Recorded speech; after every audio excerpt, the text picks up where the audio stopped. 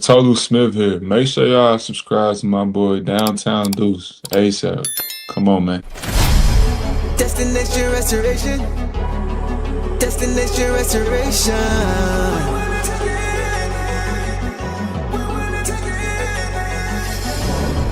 Destination restoration. Destination restoration. It's our time. Can you feel the elevation? We on a mission on vacation. Time to create the separation. Championships and motivation. 313 need no explanation. Miss me with all that conversation. We ready for the confrontation. Counting down to our destination. The final destination. Together all the time together. It's us against the world, it don't get no better. We turned it around, that was the beginning. Coming for the crown, you know we winning. Time to put in the work, I'm about to go for stuff. Taking our prisoners, it's my time. Yeah, I know that it hurts. Tearing back on the church, you don't wanna see me in my prime. The mission is the ring, we're caught in everything. In the city, supporting the dream. Vision new I never seen, we deserve to be king. It's all or nothing, no in between. The clock is ticking and I hope you're listening. Don't touch me cause I'm sizzling. Physicality is tipping and mentality is menacing. The dog pound body's crippling. Now the clock is ticking and I hope you're listening. Don't touch me cause I'm sizzling. Physicality is tipping and mentality is menacing. The dog pound body's crippling. Feel the elevation. We on a mission on vacation. Time to create the separation. Championships and motivation. 313 need no explanation. Miss me with all that conversation. We ready for the confrontation. Counting down to our destination. The final destination.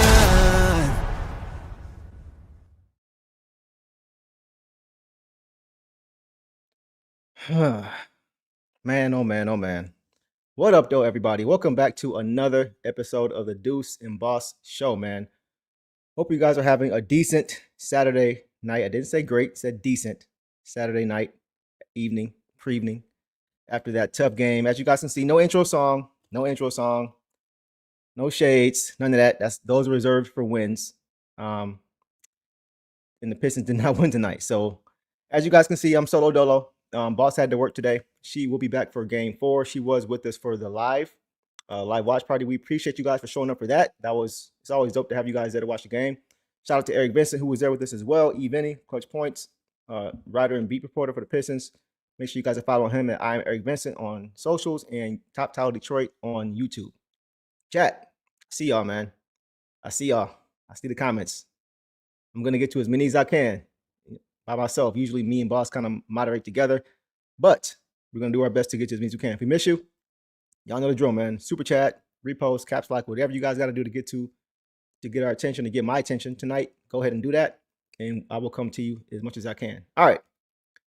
On to tonight's game, man. In case you guys missed it, in case you didn't catch this game, man, the Pistons, they fell short tonight to the Cleveland Cavaliers, 109-116 in game 3 of their conference semifinals matchup. And they dropped to 2-1 in the series. And man, they had their chances. They had their chances in this game, but they just were not able to execute late in the game to get it done. And it wasn't just late in the game. It was just period. It was just, the whole game, the whole 48-minute game was not a good game for the Pistons. So we're going to get to that for sure. Guys, the poll is now live for what you guys believe is the biggest reason for this loss.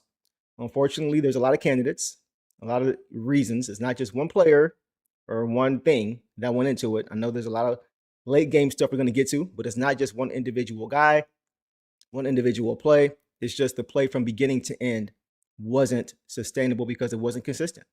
It just wasn't consistent in this game. So see some of you guys' comments. Pistons were sloppy. Pistons didn't play well, had their chance. They blew it. Yeah, it's just me tonight, Little Miss. It's just me, solo dolo for sure. Stu was hurt, just play Reed. JB was too stubborn. Yeah, okay. So let's talk about it, man. Let's just jump right into it. Before we get into some initial thoughts, I want to just go through the numbers like we always do to see if it was indicative of how the Pistons want to play. And honestly, guys, it was. Like a lot of you guys know the areas the Pistons they win, I have that in green. In the areas they lose, I have those in red. And more areas than not were green. It was a lot of green in this game as far as from a number standpoint. But a lot of it was just when a lot of these things happened. It was the timing of when a lot of these mistakes and things happen. So let's get to it. Points in the paint is the first thing. Pistons won that battle 60-54. 60 points in the paint. You will take that. You will take that. That is how the Pistons play. They want to dominate the glass, dominate the paint, score in the paint. They did that. 54 is a lot to give up, but the 60 is good. Fast break points, they won that battle by 11-10. That's not enough. 11 fast break points is not good enough for the Pistons. This is a team that likes to get out and run, and I understand you can't do it every play, right? But over a 48-minute game, the Pistons need to have more than 11 fast break points in transition. They averaged on the season 19, right? So 19 is the benchmark I look for them to at least get to, right? And usually when they do that, they win. But it just wasn't there for them tonight, for sure at all. Rebounding battle, they won that as well, 40-33, right? So they did some good things in this game, right? This was a very gettable game. They did a lot of things well. Once again, it was just the timing of when these mistakes happened. In critical points of the game, when the game was kind of, hanging in the balance, they did not execute. Free throws, they won that battle as well. They shot 18 for 22. The Cavs shot 18 for 28. So the Pistons shot 6 less, but they made just as many. They shot 82% as a team, right? So that's always a positive. Last game, they didn't shoot quite as well, but they shot I think it was like 75% for the game. So 82 is good, right? So a lot of things they did well. Again, just the timing. Turnovers, they had 16 and the Cavs had 15. So 16 isn't great. Only one less possession they had than the Cavs as far as that goes. Points off turnovers. They had 19. The Cavs had 27. So that can't happen as well, right? That's not a good thing as well. When they're beating you at your own style as far as how you want to play defense to offense, it's not a good thing as well. Assists. They won that battle by 23-22. Stocks, they won that as well, 16-10. So once again, a lot of things they did well. Once again, it just comes back to the timing of when these things happen. But I added one tonight for this game because I felt like this was the biggest difference. Field goal percentage for the game. The Pistons shot 45% from the field for the game. Not bad. The Cavs shot 58. 58% for the game. It's not going to get it done. That means you're not playing good enough defense. Whether it's on the initial play, whether it's giving up second chance points, offensive rebounds, which was a problem tonight. So many times tonight in this game, the Pistons would get stops, right? They would play 24, 48 seconds sometimes of just really good defense, right? But they could not finish the possession by grabbing the rebound. That was a big problem in this game, especially late in this game. Once again, at the time that it happened, it was huge. So 58% for the Cavs overall. Usually when that happens, you're not going to win. So, all right. So, guys, let's just get to what I saw now as far as the eye test. Let's check some comments first. Hate losses, but no team is perfect. Play Reed more. Playing LeVert and Holland is crazy work. Speaking of which, let's get to the poll. See what you guys think is the biggest key for this loss. And let's see. You guys have late game execution at 45%. Rotations at 23%. Lack of urgency at 20%. And subpar defense at 11%. So once again, it's pretty balanced, right? So that's what I meant when I said that it's not just one thing. It's not just one player. It's not just one play. It's a lot of things that went into this game that contributed to the loss. And honestly, I'm not really concerned about the series. Just because we shot ourselves in the foot and we were still in this game, right? It wasn't like we got blew out because of one or two areas and they're just, they outplayed us. We just hurt ourselves. So let's just get into it as far as what I saw. So I actually said to you guys last show, I was telling Boss the same thing.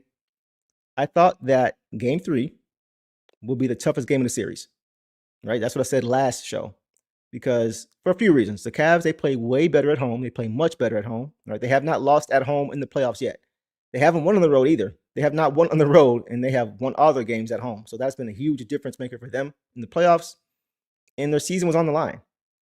They knew they couldn't go down 3-0 if they had any chance of getting back into the series, right? No team has ever come back, guys, from being down 3-0 to win a series, ever. Historically, when you take a 3-0 lead, you win 100. You hit 100% of the time you win. 161-0 all time are teams when they go up 3-0. So the Cavs knew they had to get this game. And out of all 161 series, historically, Only 4 times has the team that went down 3-0 come back to even it at 3 games apiece. Out of 161 series, it only happened 4 times. And out of all 4 of those times, the team that was down 3-0, even though they tied it up at 3, never won the series. Ever. So when you go down 3-0, that's a death wish. You're not going to come back and win a series when you go down 3-0. So the Cavs, I have to give them, I'll start with this first. I got to give the Cavs some credit. They played better tonight as opposed to the first 2 games. It's when it comes to how they're going to beat us, right? They played better defense. The defense was way better. The physicality was way up. Their effort defensively was way up, way up in the first 2 games. And they just played harder. They played harder for longer, right? They were kind of playing finesse style the first 2 games, weren't really matching our physicality, weren't really matching us defensively. Tonight, that changed, right? And lastly, Donovan Mitchell, man, is a professional scorer, right? He was aggressive all night, and he put a lot of pressure on the Pistons defense, and the Pistons just didn't respond to him well. As far as his numbers for this game, guys, Donovan Mitchell, I think he had a 35 ball in this game. Let me see. Yeah, Donovan Mitchell, guys, had 35 points in this game on 13 for 24 overall. 13 for 24 overall. He also had 10 boards in this game. So this was his best game of the series. By far. By far, his best game of the series, man. So, we knew he was due for a better game. I think he's only averaging like 23, 24 points in the series. So he was due for a good game. But the way it came, 13 for 24, that's a really good percentage, right? So it's better than 50%. So, yeah, that was a big part of it. The defense just was not there the way it has been so far in the series. So I do want to give them some credit because they did do some things that were necessary to give themselves a chance, right? The Cavs deserved this game more than the Pistons did. They deserved it more. The Pistons really, in my opinion, didn't deserve to win this game. When it comes to how they want to play, they didn't deserve to win this game. They had opportunities. They had a lot of opportunities to take control of this game, but they just continuously, over and over again, shot themselves in the foot. And it was frustrating to watch because of when it would happen. It would come at crucial moments in the game when the game was right there for you to take advantage, right there for you to put it out of reach and really, put your foot on their neck and just take over the game. It was right there. It was right there. But once again, unforced turnovers, offensive rebounds, and rotations. Rotations were a big thing for me too in this game, guys. It was some rotations tonight that were very confusing. Some guys who have played well in this series barely played tonight. All right, we're gonna get to that later. But there were some guys who I thought, at different points in this game, throughout the game, but especially late in this game, should have been on the floor. Just should have been on the floor.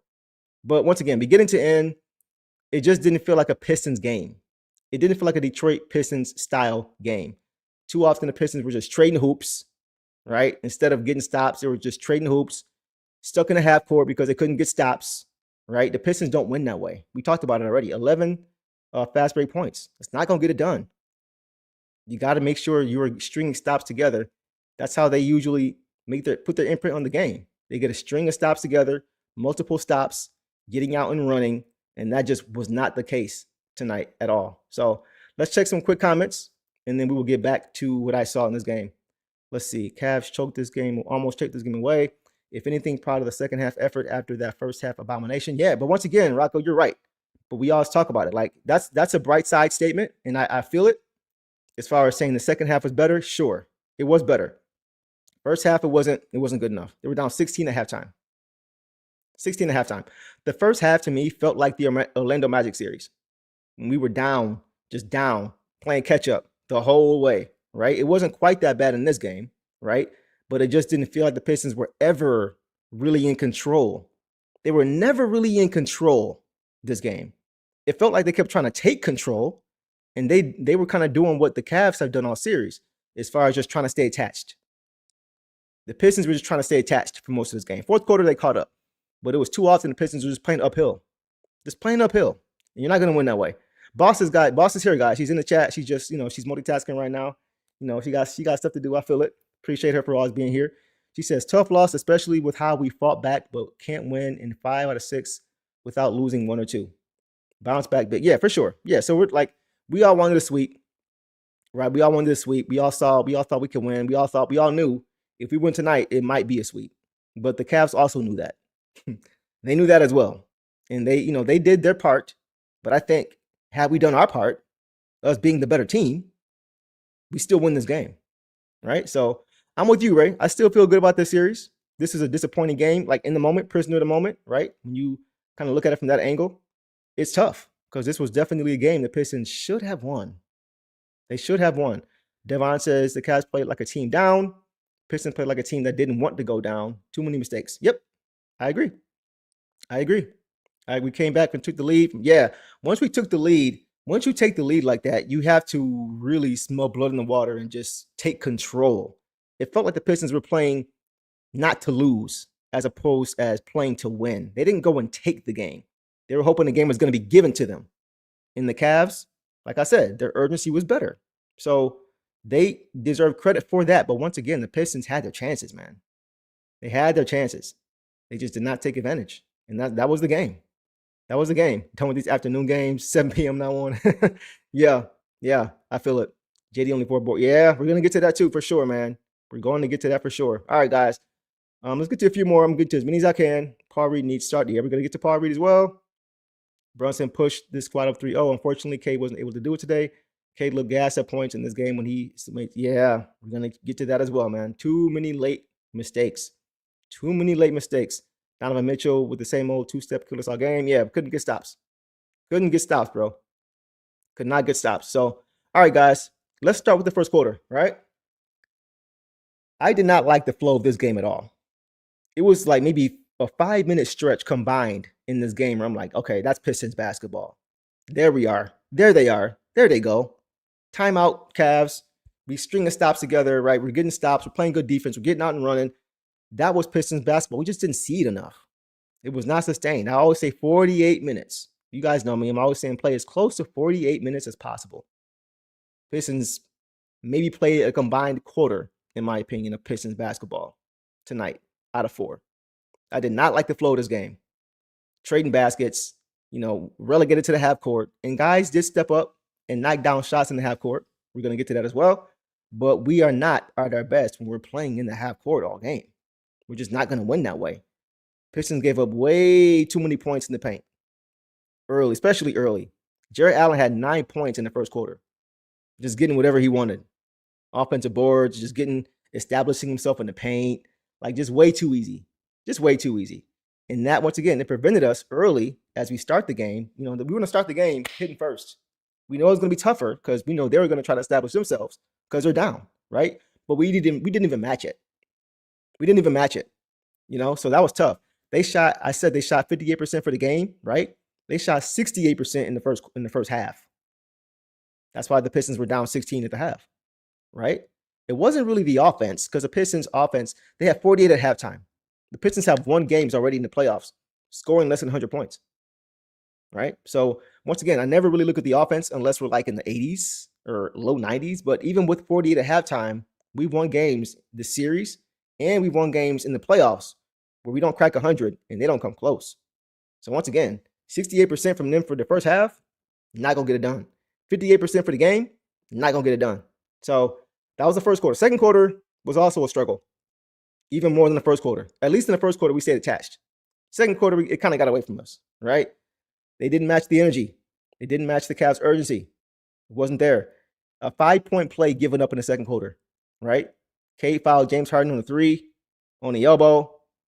James goes to the line, misses a free throw, and Evan Mobley gets a rebound and put back dunk. Offensive board, put back dunk. When I saw that, that was when I was like, okay, I'm not liking this at all. Like, I was just thinking the Pistons really didn't come to play today.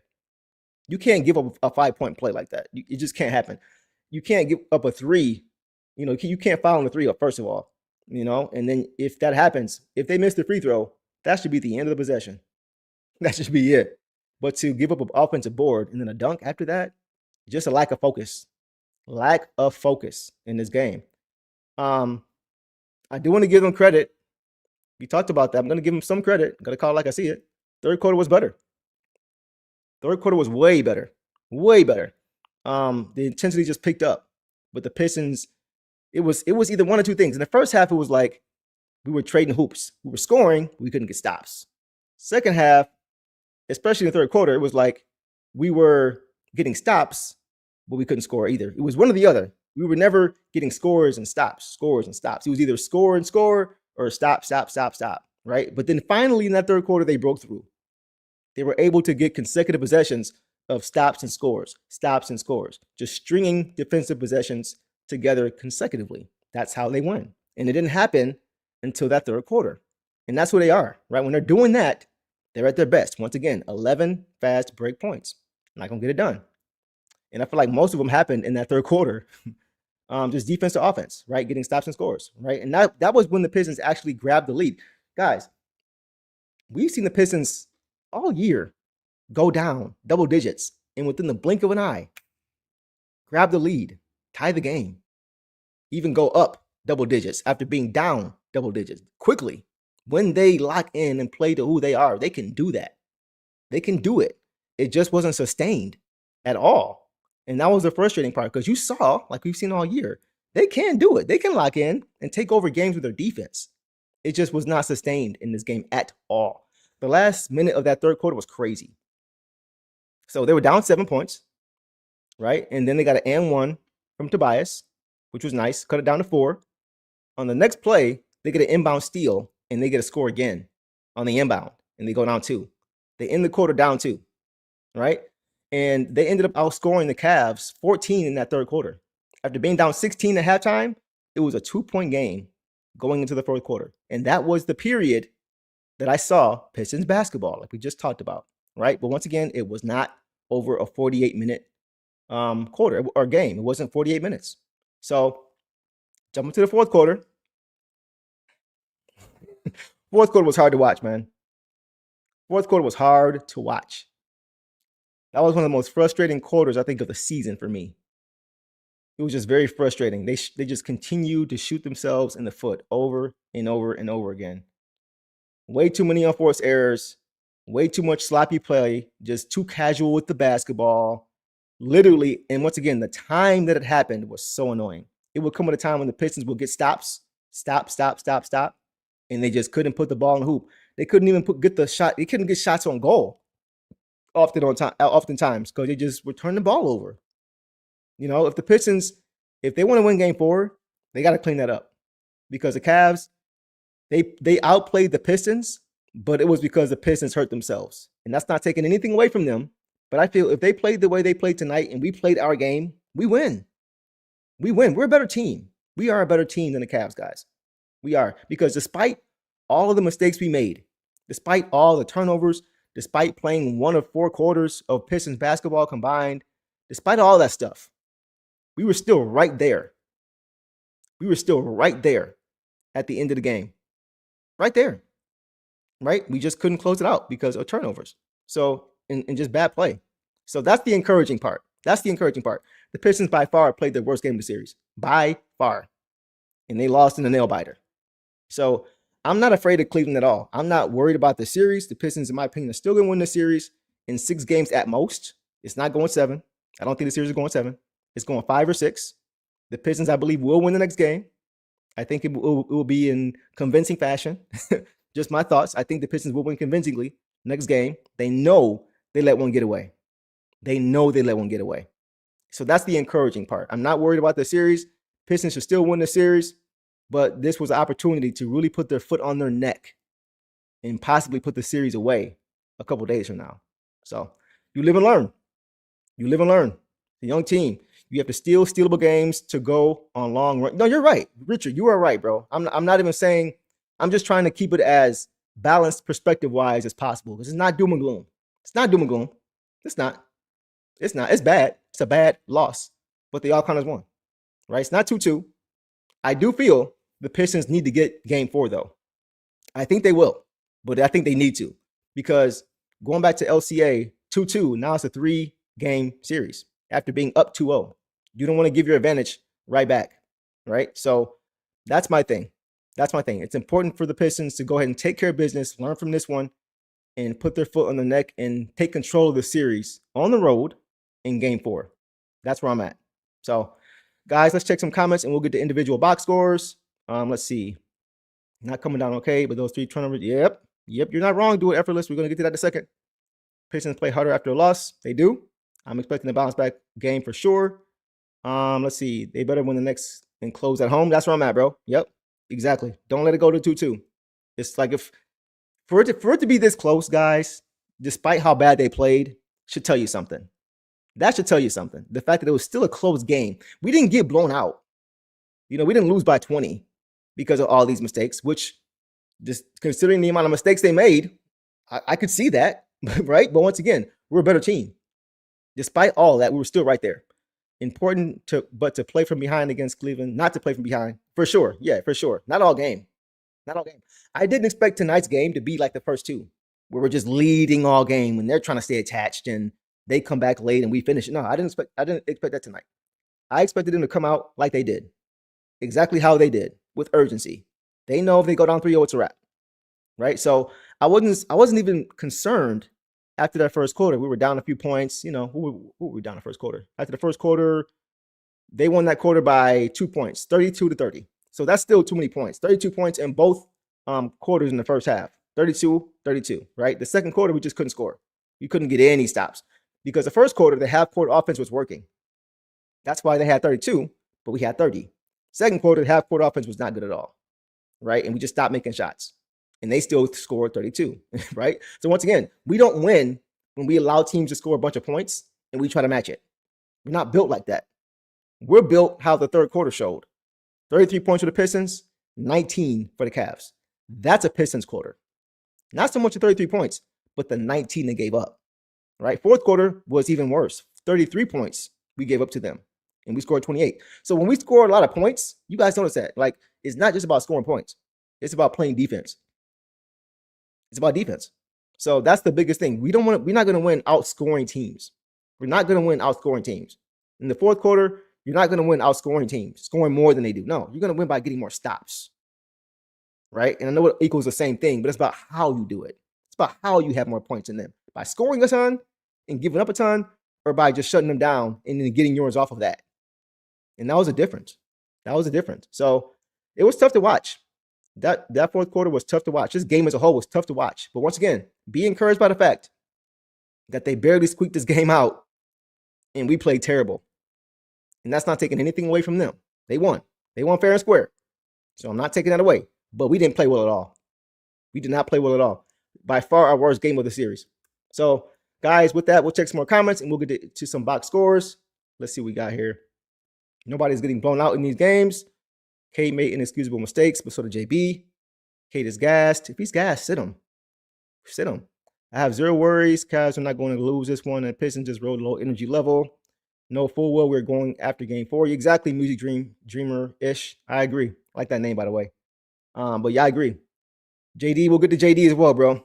Ron can't even. Yeah, bro. That's another thing we're going to get to. That's why I have rotations. Let's check the updated poll. See if you guys change your mind. Let me see. You guys have 54% for late game execution. Okay, so that's the late game execution you guys feel is the most important thing. Then you got rotations at 19. Okay, all right. Any more comments we want to get to before I see? We're going to win by. You get it, bro. Exactly. So why bench start with 3 minutes? Yeah, I agree. It was too much offensive focus, I think, especially with it being a close game. If we were down, we're trying to get a quick flurry. Okay, cool. But when it's that close, that late in the game, and possessions mean everything, it's hard to understand why. But even with that, it wasn't like late in the game. I agree with you, but the way we were turning the ball over, we turned the ball over late in this game with Ausar out. You know what I mean? So, like, once again, it's not the offense. It's the defense. We keep making mistakes because the coach won't curse anybody out. Well, we don't know what's going on, bro. I've seen him this year get into guys at halftime, and after halftime, they come back with a lot more energy. So I'm not going to say that. Yeah, they barely won this game, Rocco. That's why we're encouraged, right? B-ball needs more time. Pistons win game 4. I agree. Yes, Tara, 100%. More B-ball, Paul and Ron. Pistons are like OKC because OKC loses games the same way. Lackluster and thinking they're too good. Both win by transition and defense. OKC East, right, bro? Right? All right. Let's keep pushing, guys. Let's go now to the last one. Deuce, what are your thoughts on this? Bro, I feel like, bro, man, you sound like me, Rocco. By the way, Kevin Huerter, guys, is still out with the left adductor. I think it's the left adductor, basically attached to your groin area. It's like within your hip. It's been bothering him for a while. I looked it up. That usually keeps you out a couple weeks. and he's been out a couple weeks, I think now, we're close to it. He was listed as doubtful, so hopefully he's back. If if this game goes to 4 or 5 or 6, hopefully we get him back because I think he really could be big in this game. He's a really good just ball player, bro. Like he's a great. We'll get to Caris and things like that, but I think if Huerter was healthy, I don't think we'd be seeing Caris LeVert, and that's no slight to Caris LeVert because he's played really good defense, right?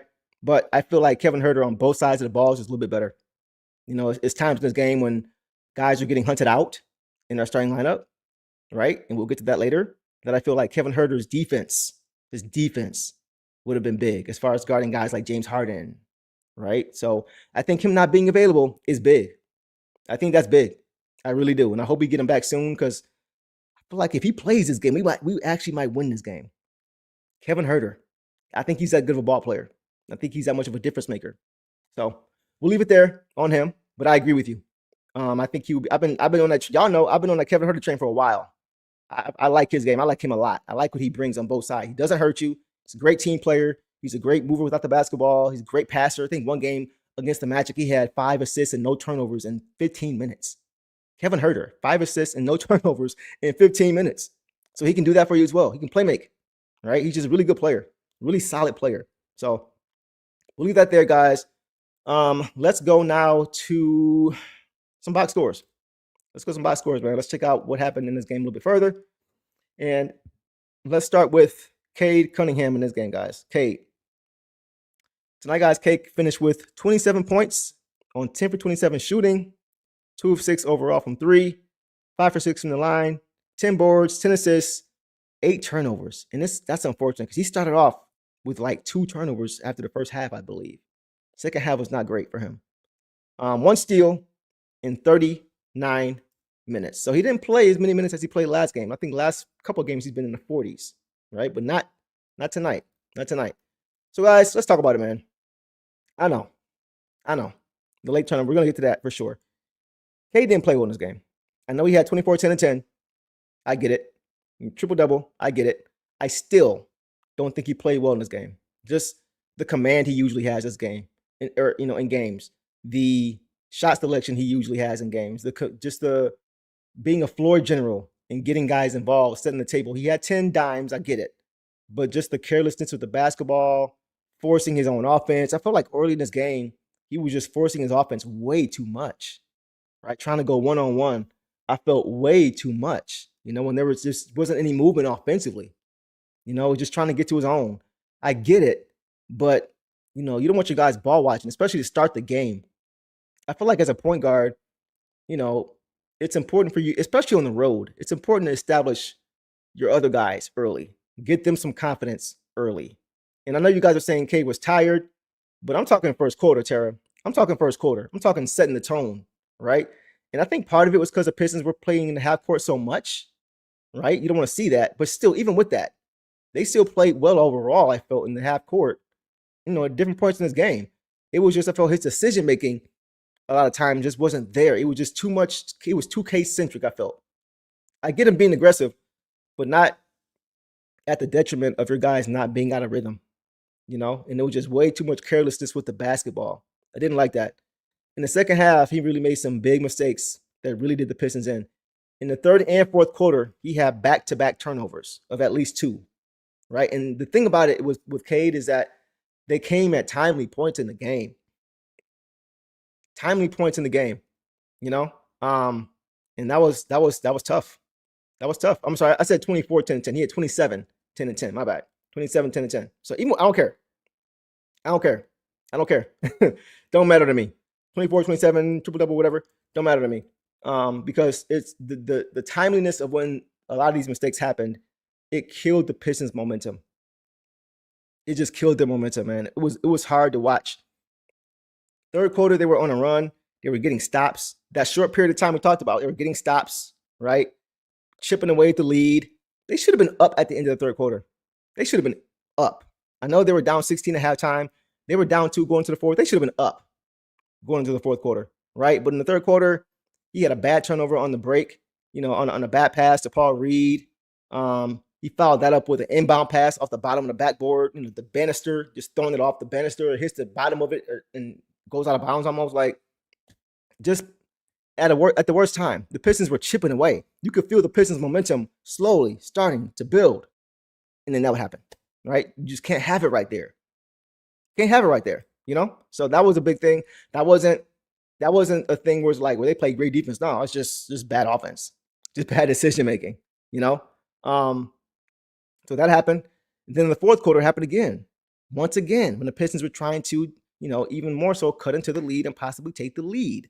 Timely turnover. So it's not, of course, he had 8, but it's not the amount. It was when they happened. It's the amount, but it's when they happened. At the worst time of the game, when you're trying to take over and put it away, it was right there for you. In 3 turnovers, right? I think he had 3 in a row. The first was a charge, right? Can't have that late in the fourth quarter. Worst time to have that. Then he had an inbound play. On the inbound play, he literally, Max Strus is just jumping in the air, right? And I don't know what happened, but Cade just timed his jump wrong. And as soon as Strus jumped up, he just took it out the air like a cornerback, right? Can't have it. You can't have that, late in the game when the game is within one possession and you're getting stops. Again, the momentum was there. You could feel it building. It was right there, but don't take it. Turnovers. Can't have that. And then after that, he threw it. He had another turnover. He was driving to the rim. I think Tyson was guarding him in a bad pass to Tobias out of bounds. Just bad turnovers. Once again, it was right there. One possession game. You can't have that. You just can't have that. You got to close, right? He's been great closing this season. This playoffs, he's been great. I think he's got the most points in the fourth quarter. He's got the most points in the fourth quarter. Most points. He's averaging the most points for a Piston ever, in playoffs at 28, right? I think he was leading the league in points per game in the playoffs. So he's been playing really good, really well. We've been praising him for how well he's been playing.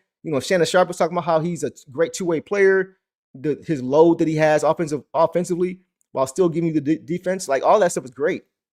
But this was not a good game for him, especially late down the stretch. Wasn't good, man. So I'm sure he's aware of it, right? I doubt we're going to see that again. I don't recall seeing Cade have that bad of a fourth quarter. Maybe it's happened before. In the playoffs, it hasn't. But I don't recall him making that many mistakes, like just unforced mistakes late in the fourth quarter, late in games. He's been great late in games in the playoffs, right? Last year, he had his struggles, but this is maybe the worst game I've seen from Cade as far as just his decision-making. And just too lackadaisical, too casual, just too chill, When I see that from him, I'm like, what's going on, bro? Like, just too casual. This is the most important part of the game. I think we're looking for you to step up, So, like you guys did, I agree. It's just one game. It was just hard to watch in the moment, right? So I'm sure he'll learn from this. I'm sure he'll get better. If we're upset about it, he's upset about it. He knows the situation. He's a very high IQ guy, right? So it happens sometimes. Organic says, Cade has come just short of Michael Jeffrey Jordan in the last 4 quarters. Right. He was awful today, but that's not exactly. And that's where I'm at as far as keeping things in perspective, right? The sky's not falling. It's not doom and gloom. He had a very bad fourth quarter. He's had a bad shooting series, right? 10 for 27 is not great. Like 27 points on 27 shots is not great, right? And to only have 6 free throws, that's not good. I give some of the credit to the Cavs defense. Jalen Tyson is a good defender. He's a good defender. He's given Cade fits at times, right? Cade has not shot. I think he shot like 6 for 19 one of these games so far. So he hasn't shot well. But even when he hasn't shot well in the series, he's been great everywhere else. And in the clutch, he's really been good.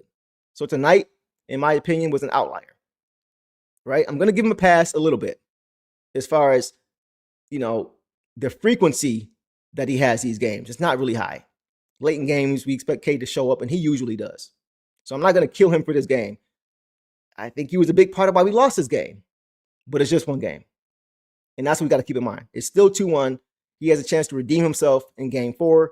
I wouldn't be surprised if Cade went off and had his best game of the series next game. I would not be surprised at all. Right? So we just got to stick with him. Right? Not a great game, but he's been great for us all year. He's still an MVP player. We can't forget how we got here. Cade is a big part of why we are here right now. Right? Just wasn't a good game. It happens to the best of them. So we'll leave it there on Cade, guys. We'll leave it there. Got a good game. But yeah, it's just tough. It's just one of those things you got to swallow, move on from, and get better from. Let's check some comments from you guys and see what you guys think. Mentioning Cade with MJ doesn't sound right to the start. No, I understand what he's saying, but what he's saying is that he's still putting up great numbers and he's still doing it in clutch situations. So yeah, of course he's got to win championships. But early in MJ's career, before he won his championships, he took his lumps too, right? A lot of guys take their lumps. We saw Kobe with the 3 air balls in a row, which are just as bad as turnovers, right? Against the Utah Jazz when he was young. That happens to the best of them. Tragic Johnson. Magic had his moments in the finals where he just didn't play well at all, right? MJ's had his moments of not playing great in the playoffs at all against our Pistons, right? LeBron's had moments where he hasn't played great at all. I can admit that, right? 3-1, or 2-1 up on the Mavs. And so it happens to the best of them. It happens to the best of them. This is Cade's second playoff, run. He's going to make mistakes, right? So just got to learn from it. Keep pushing. All right, guys, we'll keep it there leave it there on Cade. Yeah, exactly, Little Miss. I agree. He's still an MVP player. Can't forget that. Just got to be better. Got to be better, for sure. All right. Let's go, guys, now to Duncan Robinson. Tonight, guys, Duncan Robinson finished with 15 points on 5 for 9 overall, 4 of 7 from 3, 1 of 2 from the line, 3 boards, 4 assists, no turnovers, and 5 steals in a whoa. Hold on. Wait a minute. Duncan Robinson had 5 steals and 1 block. Is that a typo from Ausar? No, Ausar had, wow. Duncan Robinson, guys, had 6 stocks in this game. Wow. I'm just double checking to make sure I'm reading that right. Yeah, 6 stocks, 5 steals, and 1 block for Duncan Robinson. Wow. Guys, I know he got hunted out in this game, and he did get hunted out in this game at times. There were times in this game when they were hunting that matchup out with him and James Harden and him and Donovan Mitchell. And he was just letting them get to the rim. He couldn't stay in front, right? It was tough. It was tough, right? But Duncan Robinson, when you're getting 5 or 6 stocks from him, it's hard to complain. It's hard to complain, bro. Yeah, organic, that's crazy. Like, that's wild. 6 stocks from Duncan Robinson. I don't think I've ever seen that from him before. And the thing is, he's been doing similarly, like he's been doing this in the playoffs. He's been doing this throughout the playoffs. He's been doing this in this round specifically, giving you stocks, giving you good defense. He had 2 steals in the first couple minutes of this game. Last game, he had 3 steals in the first quarter. So I know he's not a lockdown defender, but he's been giving you crazy effort defensively. Yeah, I agree. Yeah, cleaned up with, yeah, I agree. Both of them, Michael, both of them. So I got to give him credit. I expected to come, like, I haven't checked the box score. I read these along with you guys as I'm going along. I haven't checked, as you guys can see, how I responded to that. But I was going to have a different approach to Duncan. I don't remember him doing all that. I don't. I was preparing to talk about him getting hunted out. And he did. But when you give us 6 extra possessions with your defense, and when you're knocking shots down the way he did, especially late in this game, he did what Donovan Mitchell did last game. A Glasser 3-ball from the top of the key. And he had another one after that. He's hit some big shots in the playoffs. You guys saw my short with Eric and Boss. We were watching the game 6 of the Magic, and he's coming off a screen early in the shot. I'm like, no. Oh, right. Like he's made some big shots. He's made some big shots, and he plays good team defense. I just love how committed he is to playing defense, because you see he's not a clamper, but the effort he gives is very admirable. And it's not even just effort. He's coming up. He's making plays, right? He's pushing the ball. He got a steal tonight and took it coast to coast for a layup. I'm not used to seeing that from Duncan Robinson. So we talk about heat culture. I think Duncan Robinson is playing the best defense of his career right now. And that's impressive. He's been around the league for a while. I think it's year 7 or 8 for him, maybe even longer. I give him a lot of credit. Yeah, he's not the best defender, but he has a good IQ. He has good anticipation of knowing where the ball is going to go. And that's why he's always present, oftentimes, for steals. He's not going to lock you down But a swing, he can read plays. He can see he's smart. He's a smart player, right? So I got to give him credit. Yeah, organic, full effort. Yeah, I know. We're going to get to him. I'm going in order. We're going to get to JD. I know. I didn't know how many stocks he had, but I recall that he kept getting and had up. Yeah, he was very active, bro. Very active in this series. That was very impressive, man. I got to change my tune. Because like I said, I came here expecting to say something a lot different about Duncan Robinson. But as far as defensively, because offensively, I thought he was good, right? He took 7 threes. I like that. I usually want to see between 8 and 10 because he has to be a threat on the floor if he's going to be in the floor, right? You got to make them respect you. You got to make them move. You got to make them account for you as our sniper, which he is. So 4 for 7. I like the efficiency, but I wouldn't mind seeing a few more. I wouldn't mind it. But also, lastly, 4 assists and no turnovers. So for as much as I talk about his defense, in the 6 stocks, he's not turning the ball over, and he's not just knocking down shots. He's making plays. Something that wasn't there last series because the Magic are very athletic and big and long. When they would chase him off the line, they would get back in front, right? They were athletic enough to get back in front, and he's not quick. He doesn't have a quick first step to get by you when you close too hard, right?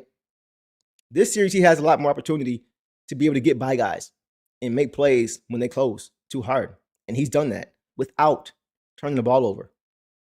So he deserves credit for doing it on both sides. He's playing great two-way basketball this series. Great two-way basketball. So he in no way, shape, or form did I think was the reason we lost this game. He was one of the best players for the Pistons tonight was Duncan Robinson because of what he gave you on both sides of the basketball. He got hunted out a few times. I get it. But Donovan's going to score on everybody. He's a professional scorer. Like we could have done a better job, but he's going to score on everybody. So if Duncan gets switched on to him, you got to live with this sometimes. Whether you want to send a double and and just trust your rotations or whatever, the way he's playing on both sides, it's not like you got to sit him because he's just not giving you anything, right? It's not like he's shooting 2 for 3 from 3 and getting liability, not being impactful at all defense. No, he's giving it to you on both sides. So I got to give him credit. 4 assists, no turnovers. And it's not like he's not attacking the rim. Exactly. That's what I'm saying. He's when they close, he's taking advantage. He's getting by him. He's making the defense choose when he gets 2 feet in the paint. You going to guard me in a floater? Or are you going to guard JD? Or are you going to guard me and make me pass the ball? Or are you going to guard JD and give me a floater? What are you going to do? So I like how he's playing. So I got to give him credit, man. Good game from Duncan Robinson. I have really nothing negative to say. Those 2 big threes he made late were big. And he also drew an offensive foul on the next possession. Just playing good defense, giving us another possession. And that wasn't one of his stocks. Right? That offensive foul he drew, that wasn't a stock, but he still gave us another possession by drawing the offensive foul.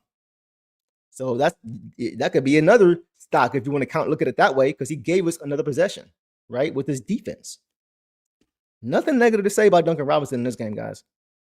And you guys know I've been on him a good portion of this year as far as just being able to stay in the court with your two-way play. Not just one way, but two. We want two-way play from all of our guys. All of our guys. That's why we always say, as good as us are defensively, we want to see a little bit more offensively. You got to give us something on both sides, right? So Duncan Robinson, he did that. So that's all I got for him, guys. Let's move on now to Ausar Thompson. Let's get to him. We just talked about him. Ausar in this game, guys, he gave us 9 points on 4 of 10 shooting, 0 of 2 from 3, 1 of 2 from the line, 7 boards, 5 assists, no turnovers. So Duncan gave you 4 in no turnovers. Ausar gave you 5 in no turnovers. That's good stuff. That is great stuff from Ausar Thompson, taking care of the basketball. No steals, but 2 blocks. So it's funny because he sets the bar so high. I'm like, only 2 stocks? But it's Ausar Thompson, right? I'm still taking those 2 blocks in 29 minutes tonight, guys. So let's get to it. I feel like he was in foul trouble a lot this game. I feel like this is the second straight game now where he's been in foul trouble. They're really trying to take advantage of his aggressiveness defensively. He got some ticky-tack fouls. Unfortunately, it looks like they're trying to get him out of the game because of how good he is defensively. He is a ball hawk, man. As good as D. Mitch is solid and good as James Harden is at times, they don't want to deal with him. They don't. It's kind of like when LeBron against the Heat or against the Spurs at the free throw line saw Kawhi coming in. I deal with Kawhi now. It's kind of like that with him. They don't want to have to try to score or a ball handle with him on the court. So what do? They try to bait him into fouls and get him out of the game. I feel like the last 2 games they've done that. So Ausar has to be careful. He has to work on that. He has to make sure he's available, because when he's available, he's so impactful. He's super duper impactful. It just he wasn't able to stay on the court. He wasn't able to really get into a rhythm because he kept having to go to the bench. Right? He did play 29 minutes, but he's played over 30, I think, the last 2 games. So I think having him out there, especially late in the game, would have been crucial for us to win this game. But he had a 3 ball. It didn't fall. I think he airmailed one. I was hoping. I think he hit a long 2 though. He hit a long 2. I think this game, didn't he? It was almost a 3. He hit a foot in the line. So, but I'm counting that as a 3 because it was pretty much a 3. So he missed his other 2. But I do like that he's looking to take it more when it's there. I hope that shot he made at the buzzer that was late last game helps him as far as confidence.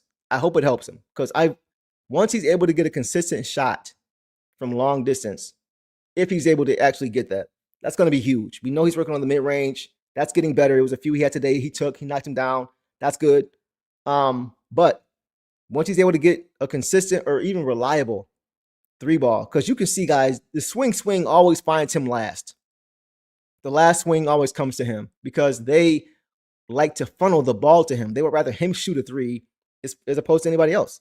So I always say I hate to see him catching the ball in the last swing and nobody's within 10 feet of him and he's trying to figure out what to do. He's trying to go one-on-one. 5 seconds on the shot clock. He's trying to make a move.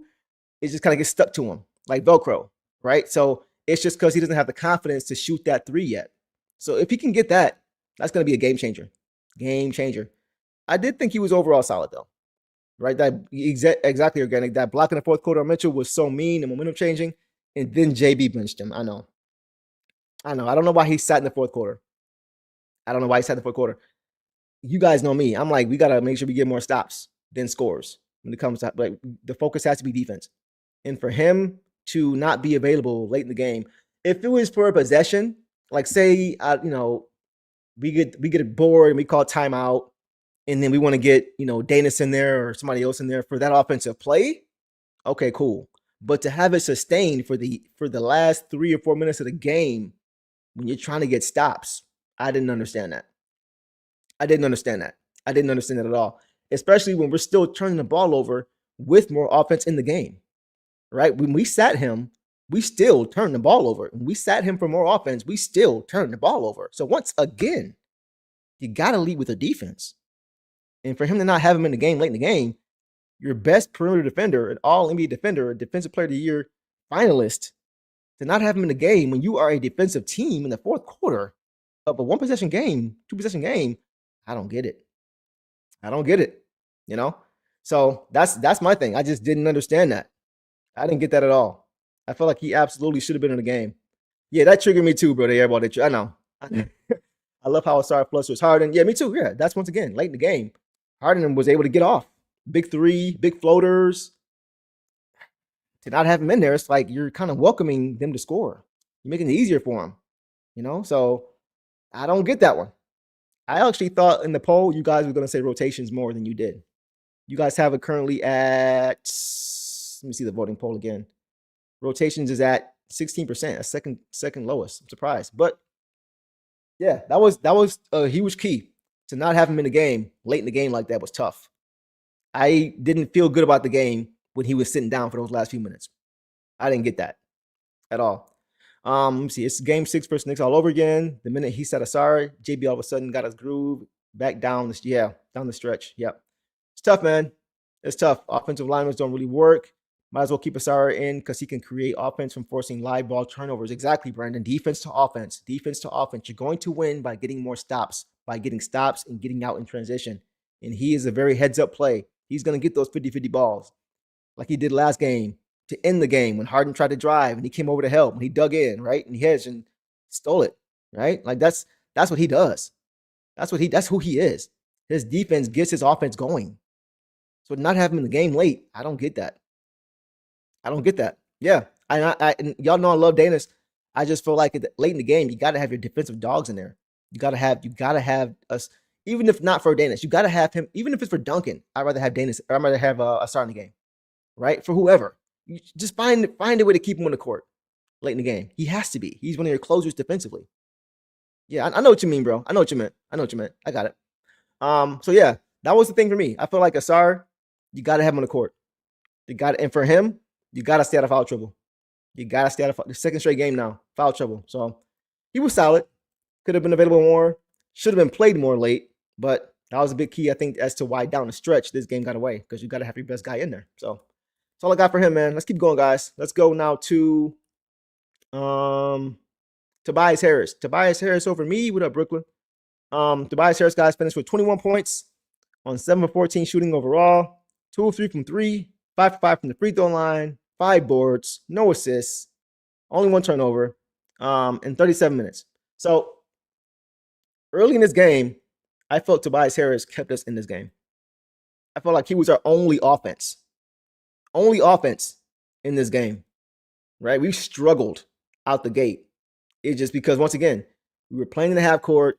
We had no pace. We had no tempo. They score, we score. They score, we score. They score, we miss. They score, we miss. They score, we score. Like their offense is better than ours in the half court, right? They have more offensive firepower than we do in the half court. They just got better individual scores. They got more all-stars. Like, they have more talent in their starting 5 than we do, right? So we can't afford to just be trying to outscore them. They score, no. But the thing about it is that we know Tobias Harris is best in the half court. So when that happens, not that I want it to happen, but when it happens, Tobias Harris, more times than not, is going to be able to score because he's best in the half court. And when we couldn't get stops, we just kept trading baskets. He was the one to keep us afloat, get into that midi game, taking advantages of mismatches, right? He just did a lot of things offensively to just keep us in the game, keep us attached. His post work was great, and everybody was getting it. D. Mitch was getting it. Tyson was getting it. Schroeder was getting it. Harden was getting it. Mobley was getting it. He was giving it to everybody. Pause. As far as just a half-court game, just getting whatever he wanted, you know? So, once again, it's a double-edged sword because you rather play an up-tempo game off of your defense, but he's better in a slow-pace half-court game. So, it's just like you don't want to stay there, but if you are there, there's nobody you'd rather have in the game than him, right? So, that's why oftentimes when he has high-scoring games, I don't like it because he's not getting most of his points in transition, right? He's getting most of his points in the half court, and we don't want to be in the half court that much. So when he's got 23, 25, 21 tonight, I'm like, I don't want to see that. I want to see him 15, 20, right? Other guys, because when he's got 15 instead of 25, that means other guys are scoring. Guys off our bench are scoring. Guys off our bench in the half court who are not good scorers are scoring because they're not scoring in the half court. They're scoring in transition, right? So instead of Tobias with 23, 25 and our bench not giving us much, I'd rather have Tobias at 13, 14, 15 and Daniss is getting off and Caris is getting off and Ron's getting, because now that means we're pushing pace. You guys see what I'm saying? So, but aside from that, that's just style of play. But him individually was great. For his style of play and how he wants to play, he was great. It wasn't like he was in the half court. We were stuck in the half court and he wasn't giving us anything. He played great in the half court. Once again, in the half court, 50%. Better than 50% from 3, made all his free throws, right? So for his style of play, I thought he played really well. It's just that we don't want to be relegated to the half court, which is where he's best. It's just a catch-22, right? Put Holland on Harden. Yes, bro, we're going to get to that for sure. For sure. Yeah, Merrill was out. He was back tonight. I do too, Dre Day. We go up 3-1 next game. I do think so as well. Still feels like gentleman sweep. I agree. Tobias missed that great post-up layout down the stretch it was, but he been playing so well throughout the game, bro. You're right. But I wasn't even mad because it's like, why are we stuck in the half court? Let's get some pace. Let's get some pace, man. You know what I mean? Let's get some pace. We just couldn't get any pace. There was no pace. The entire game was no pace. Other than like a few minutes in the game, it was no pace. So you had to go to him. But because you had to, he delivered. So I have to give him credit for the way he played, because he was the one that kept us in this game for a big portion of this game. So I got to give him credit. Man. So, and he had a huge 3-ball late too as well. Made some big shots at crucial moments in this game. He looked like a veteran for sure. And he's been great in the playoffs. He's been great in the playoffs, man. So I got to give Tobias Harris credit for sure. No really negative notes for Tobias. I don't have any, like, he didn't turn the ball over, one turnover. You know, he was on the boards, played solid defense. I didn't like how, and it's not really his fault, but I'll say this. There were some possessions where Mobley and Allen were getting easy hoops and they were just too easy. They were just positioning themselves in the paint, you know, and I've seen Tobias push them out of the paint. I've seen Tobias push Evan Mobley out of the paint where he's getting position on the block in the paint, but by the time he catches the ball, he's out of the paint. He's right at the elbow because Tobias physically pushed him out because Tobias is not as tall, but he's a little stronger, right? So I've seen him do that. Tonight, not so much. It seemed like tonight, Evan Mobley and Allen, they tried to be more physical and be more aggressive and impose their will, right? And they did that. So credit to them. But that's not something I'm going to get on Tobias about because he's 6'8". They're 6'10" at least. So that's a tough cover. I thought like he's done a really good job so far. Tonight, not so much. But aside from that, he was a huge part as to why we're in this game. So Tobias Harris deserves credit. Yeah, no complaints either. Yeah, exactly. Yeah, exactly. I only mentioned the layup because he was putting together another. Yeah, I know. It would have been a nice way to close it if he could just finish that off, cherry on top. I feel you. He's been hooping though. Yep. Let's see. Rebounding. What's up, Guru? What's up, bro? Says rebounding was so bad today. We grab a few more, we win. Yep. I agree. Too many offensive boards given up. And we're going to get to why I felt that was the case in a few minutes. Okay, guys. Let's keep pushing. Let's get now to Jalen Duren. Now you guys want to talk about JD. Let's get to JD. In this game, guys, JD finished with 11 points on 5 for 8 shooting, 1 or 2 from the line, 4 boards, 1 assist, 3 turnovers. Can't have that. 2 steals, no blocks. Excuse me. In 29 minutes. All right. I see y'all. Y'all keep saying, let's talk about JD. Let's talk about JD. All right, we're going to get to JD, bro. We're going to get to JD. Oh, man. I see y'all. I know, man. Same conversation every game.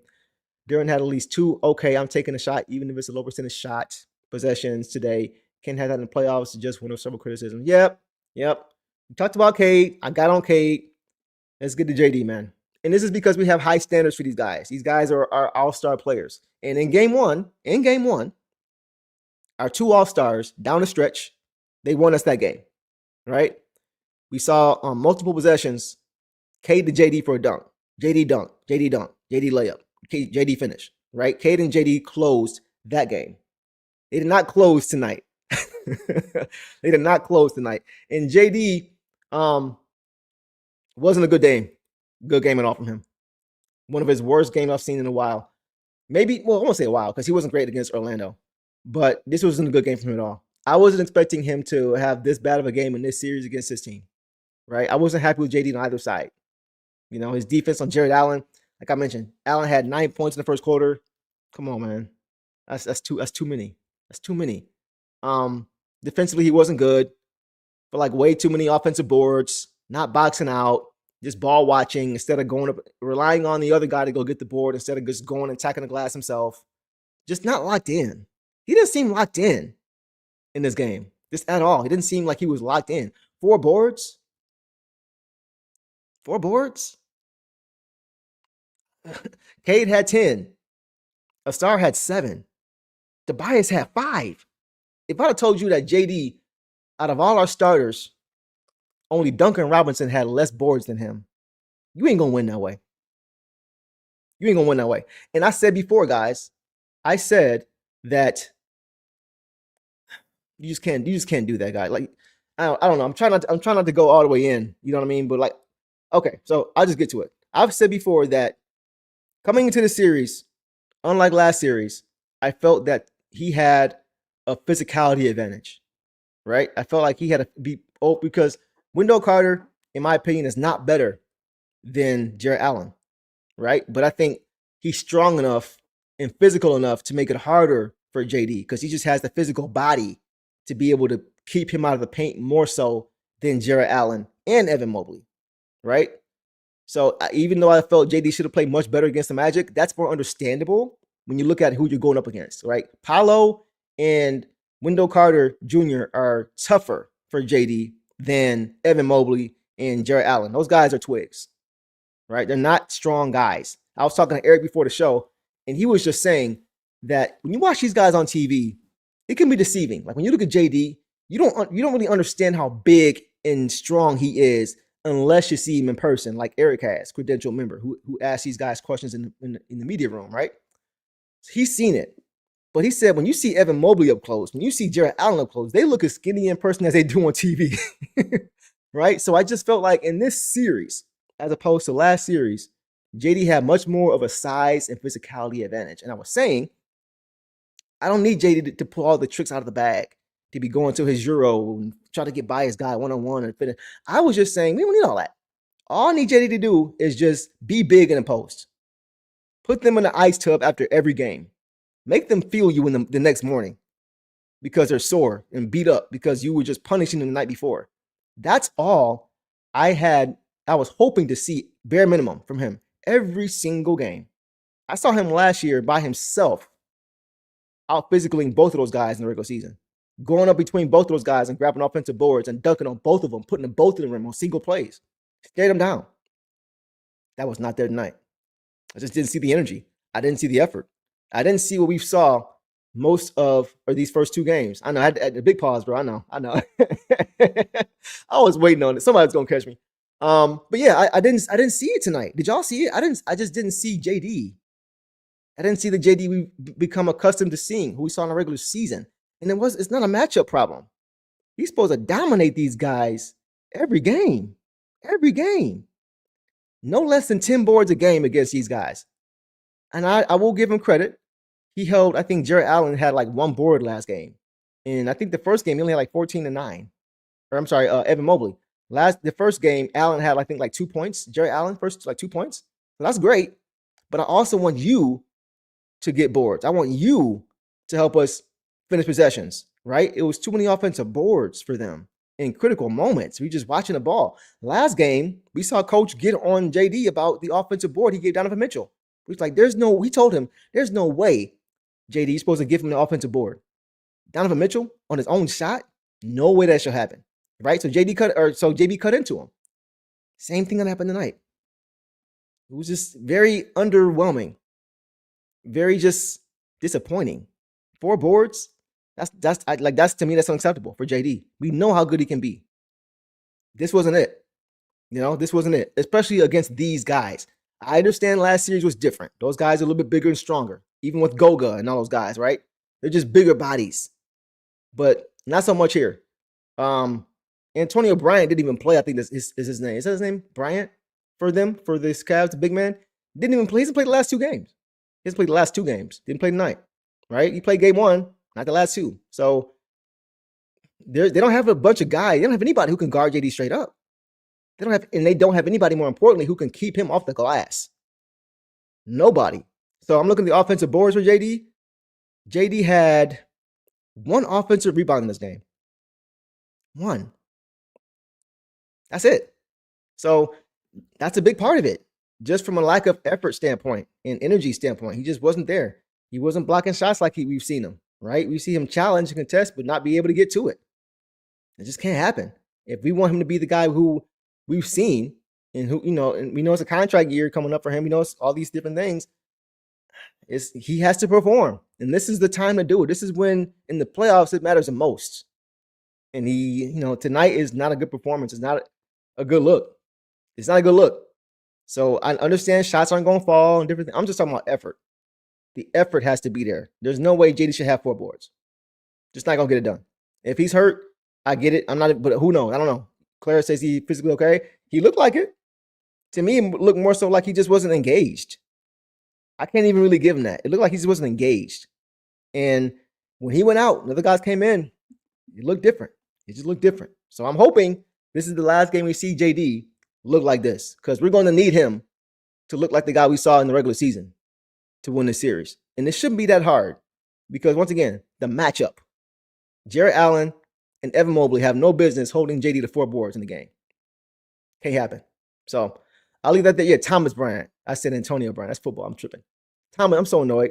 Thomas Bryant. Exactly, bro. Yeah. He didn't even play the last 2 games. And he's their biggest guy as far as just having the size and the weight on him, right? To just put a body. He's even played. So like, come on, man. 4 boards? Come on, bro.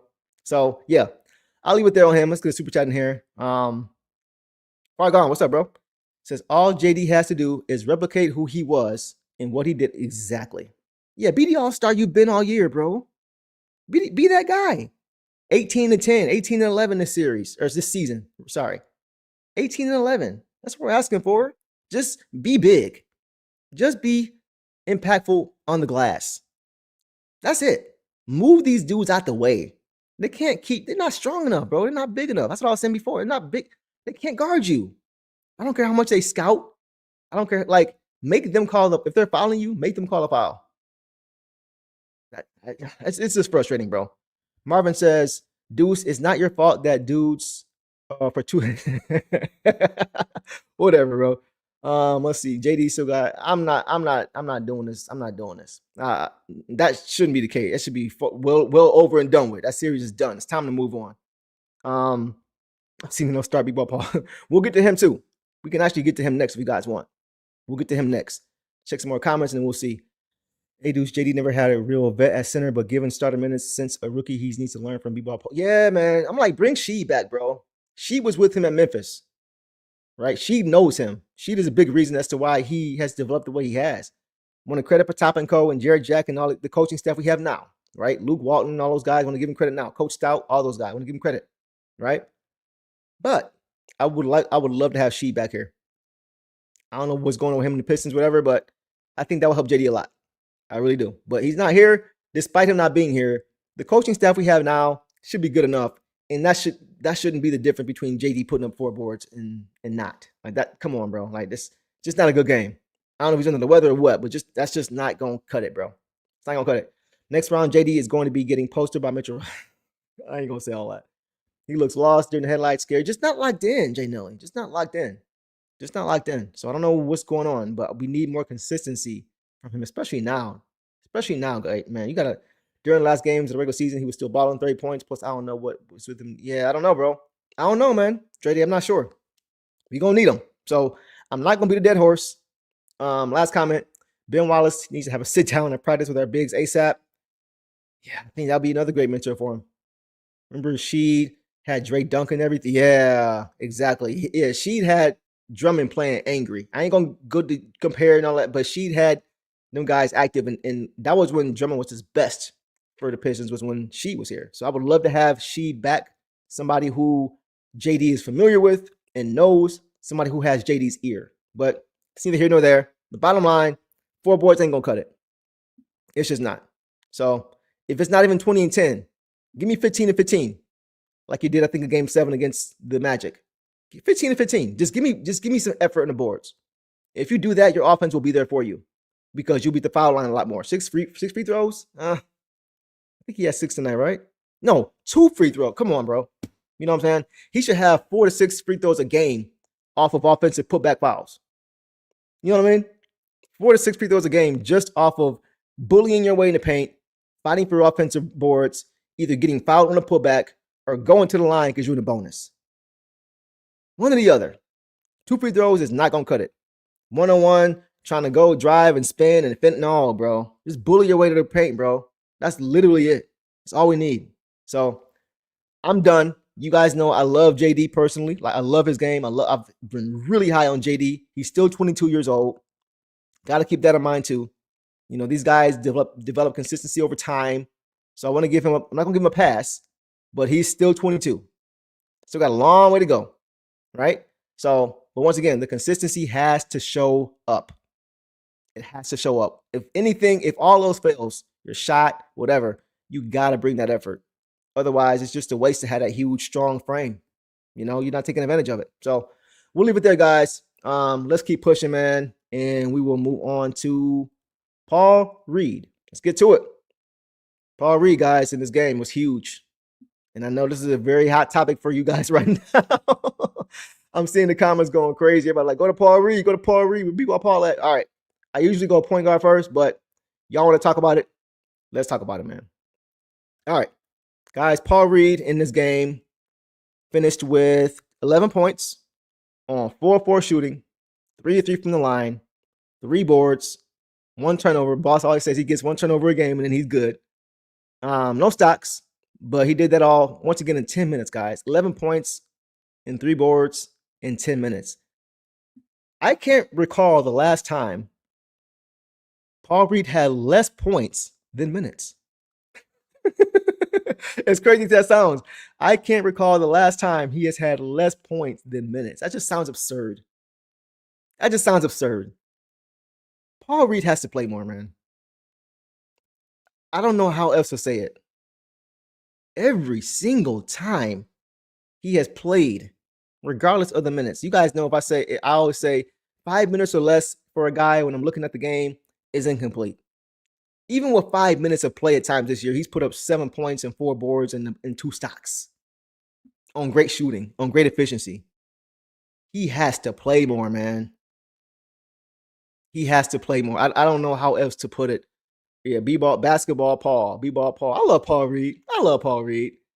I can't think of a time Paul Reed came into the game and wasn't. Yes, I can't either. And before I get into him, I want to give him credit. There are a lot of guys in this league who have similar levels of talent in their starting. They're starting. Paul Reed is a starting player. He's a starter on a lot of different teams. And Cade said that same thing. He said it just so happens that we have guys in front of him like Stu and JD. That's why he doesn't start. And Paul Reed, early this season, when asked about it, said that he knows he could bring this team more. He said he knows he could average a double-double for this team. But he's not complaining because, first of all, we're winning. And second of all, he just wants to be a team guy. There's not many guys in this league who are that talented and don't play much. First of all, who are that talented and don't play much. But second of all, when they don't play, they don't complain. It's not a lot of guys like that.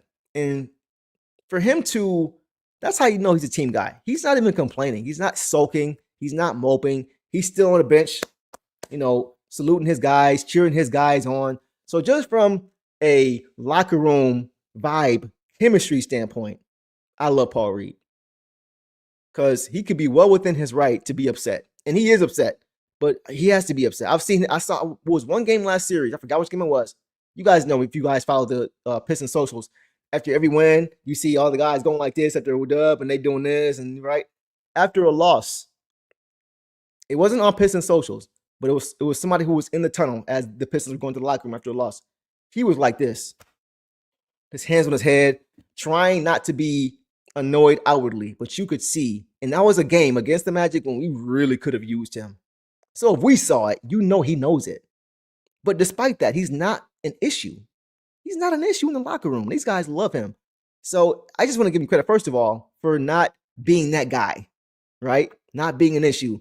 When asked about, we're getting interviewed, not making a big deal, saying he should be playing. Like, no, he's not that guy. He is very much a team guy. Yeah, Jay Nelly.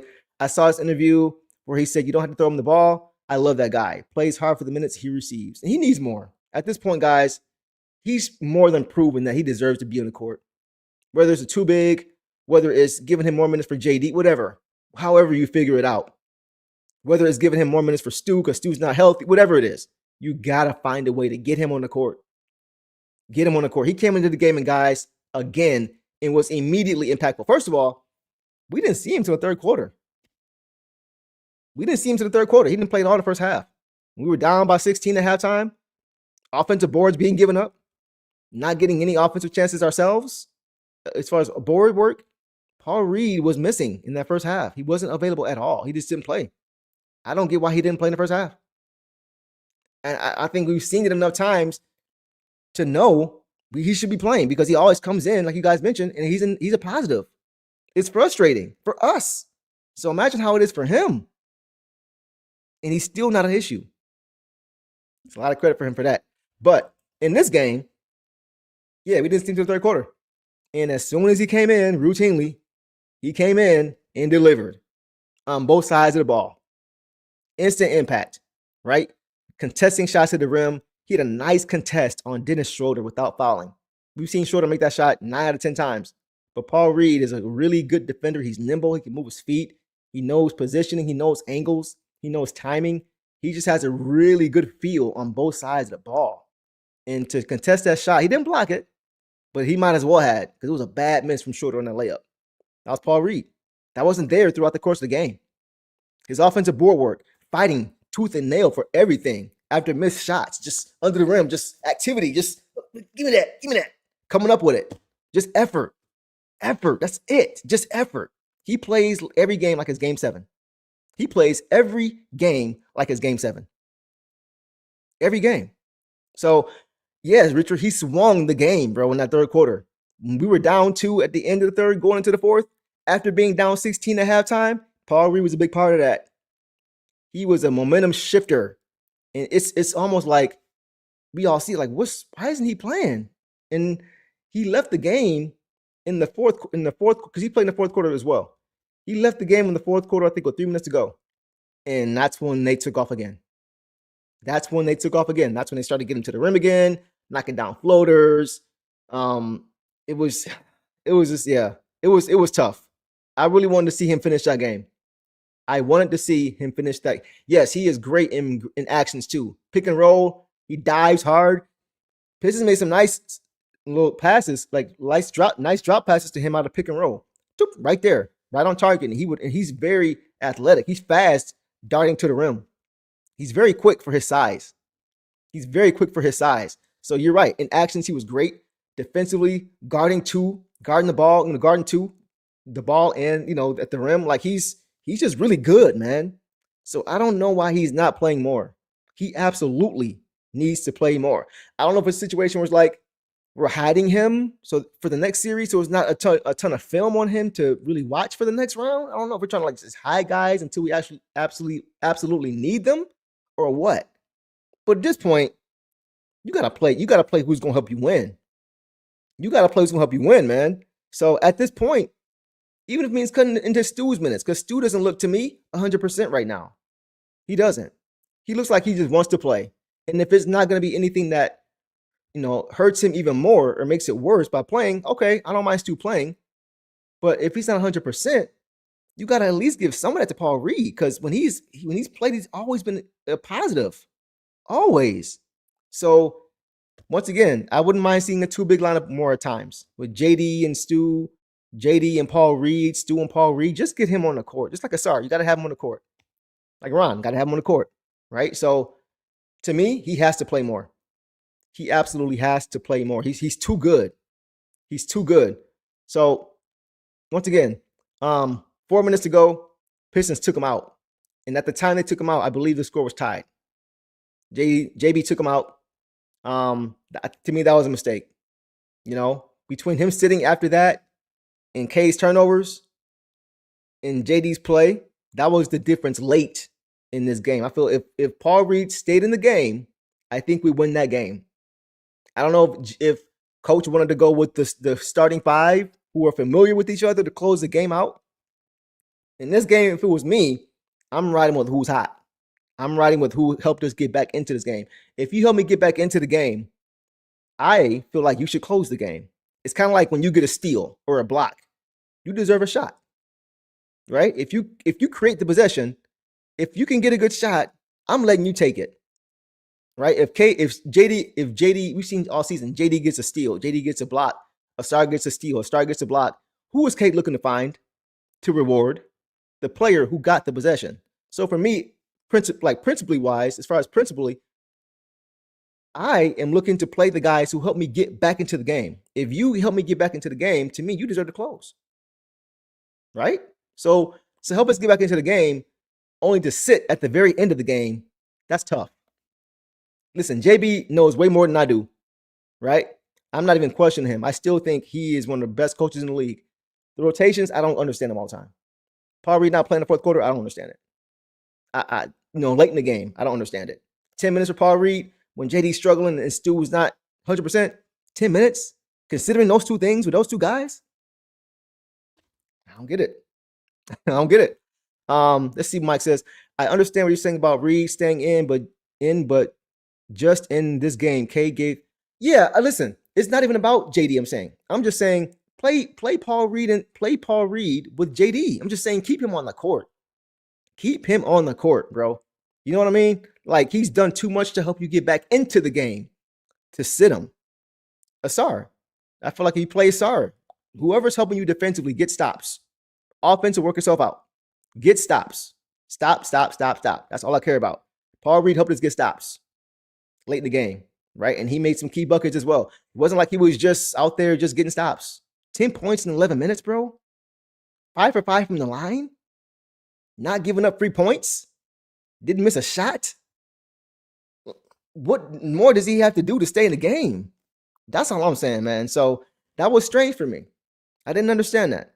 Hopefully we would win, but not surprised we lost. Hopefully, okay. JB said the other day he doesn't want his young guys looking over his shoulders, and he leaves his guys in to make mistakes unless they're really bad. So here's the thing. When he was asked that question, and you're right, but that was about Daniss Jenkins. Daniss Jenkins this is really his first year, honestly, in the league. Last year, he was officially his first year. He played 6 games last year, and they were all at the end of the season. And it wasn't a ton of minutes. He didn't play a lot last year. That, to me, was more about Daniss getting the opportunity, because he hasn't, if you notice, Daniss Jenkins, we'll get to him later, he's been playing a lot more minutes lately. He only had 18 this game, but we've seen games of him getting 10 minutes a game. The last 2 games, he had like 29, 30 minutes. So I think in that context, that was more so a statement about Daniss Jenkins, right? And I understand what you're saying, but at some point in the game, you got to go with who's playing well, right? Like, I'm not saying you should just take a guy out and sit him because he's not playing well just for the sake of sitting him. Like, if the guy behind him is like playing well as well, then of course you go with your guys. But when it's clear that one of your guys is helping you and one of your guys aren't, it's not like JD's playing 10 minutes a game. He had opportunities, right? JD played 29 minutes in this game. So I'm just saying you have to reward. Of course, you don't want to take guys' confidence, but you also have to reward guys for playing well. So that's where I'm at. Yeah, if the guy is scoring and playing defense, Pop, stick to what works. That's where I'm at. JB might have been told to get JD a lot of. Who knows? I don't know. Like, you're the coach, bro. I don't know what that looks like, but you know, all I know is this: JB hopefully plays Paul Reed more, because Paul Reed absolutely needs to play. He needs to. There's no question about it. You know, I don't know what. I ain't gonna get into politics, none of that. I don't know. I'm not gonna assume anything. All I know is what I see, and what I saw tonight is that Paul Reed should have played more than 10 minutes, 11 minutes. That's what it comes down to for me. So I'll leave it there, man. Hopefully we are able to get him more time, because I feel he needs it. But shout out to him. Shout out to him. Paul Reed has shown all year that when he plays, he delivers. So I'll leave that there for him, man. Guys, let's keep pushing, man. Let's see, especially if they are trying to make the finals out of play. Yeah, like, of course, if you want to advance, if you want to continue to grow and get better, like, you know, you got to play who's playing well. Listen, we have the luxury of doing that. Most teams, they got to go with their guys regardless of what the matchups look like on the other side, right? Most teams in the league don't have the depth or the luxury to go to a Paul Reed. You know what I'm saying? Like, most teams don't have that luxury. So since you have it, you got to take advantage of it. It's like we're saying with JD. It's great to have the size and the strength and the physicality. If you're not taking advantage of it, what's the point? Just one game for JD, but my point is, like, if you got to use your advantages. Our depth is one of our advantages. So we have the luxury of being able to go to a Paul Reed when JD doesn't have him going, if Stu's not playing well. If you don't take advantage of it, what's the point? You might as well be one of those other teams that just got to go with their guy just because that's all they got. We got the luxury. Take advantage of it. That's all I'm saying. So hopefully we see that more. So we'll leave it there, guys, on Paul Reed. He balled out again. He balled Paul. I love Paul Reed. So we'll leave it there for him, man, guys. Let's keep pushing. Let's see. Oh, Mauser, I missed you, bro. My bad. Let me come to you real quick. Masher says, unfortunately, another unforced loss.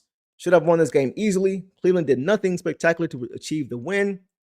Yes, bro, 50%. No way. I totally agree. It's annoying for me, and I know a win is a win. They got to win. But it's annoying at the end of the game seeing Donovan Mitchell like this, like to the crowd, like, yeah, get into it. Yeah, we beat, yeah. I'm like, bro, man, how we played our game, y'all wouldn't have won again. Y'all still wouldn't have won this game. We beat us. Credit to y'all for what you did. But if we're both playing at our best, y'all don't have a chance. Y'all can't hang with us. Y'all are not better than us. We're deeper. We're better across the board. We're more disciplined. We're more consistent for the most part. We're just better. Our best player is better than yours when both teams are playing at their best. This wasn't the case tonight. So it's annoying to see that sometimes, but whatever. They won the game. And yeah, ever since he's come into the league, he's always had a chip on his shoulder because Stan Van Gundy drafted Luke Kennard over Donovan Mitchell. So water under the bridge, don't matter. They won fair and square, whatever. I'll leave it there. I'm not going to worry about that. Whatever. It is what it is. Y'all know what it is. Y'all know what it is, man. So whatever. All right. Let's keep pushing, guys. Let's go to Ron Holland, man.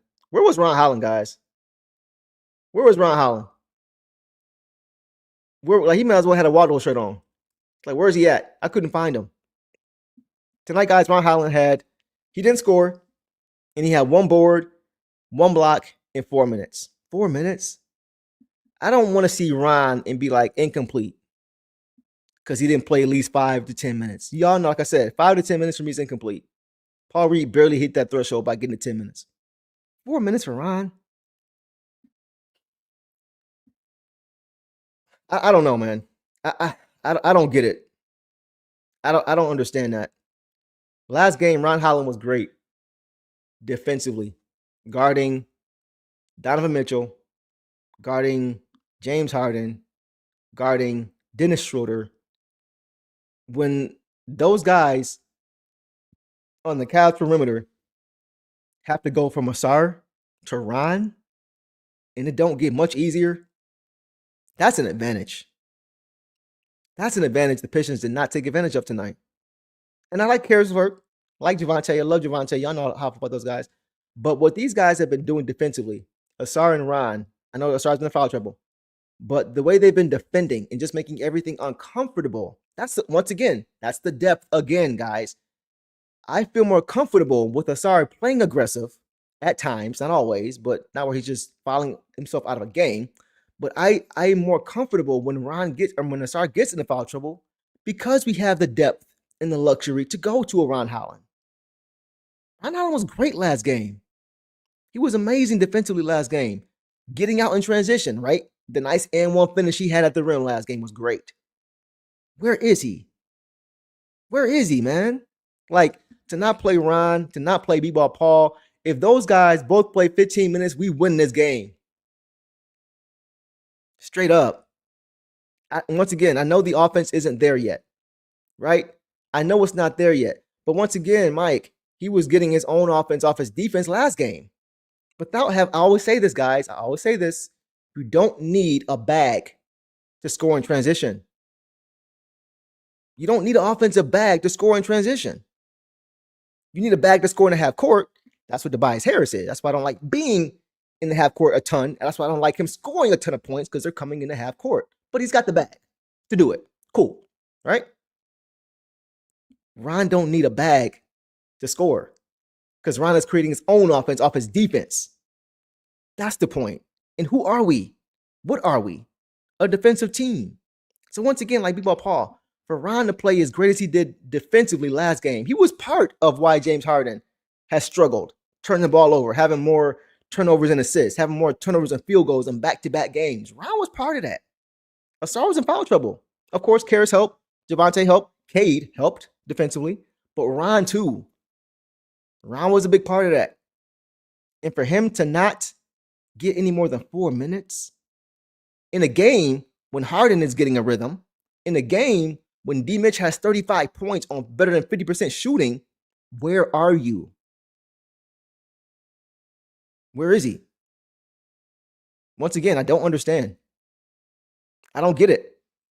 I can't think of any reason to not have him out there.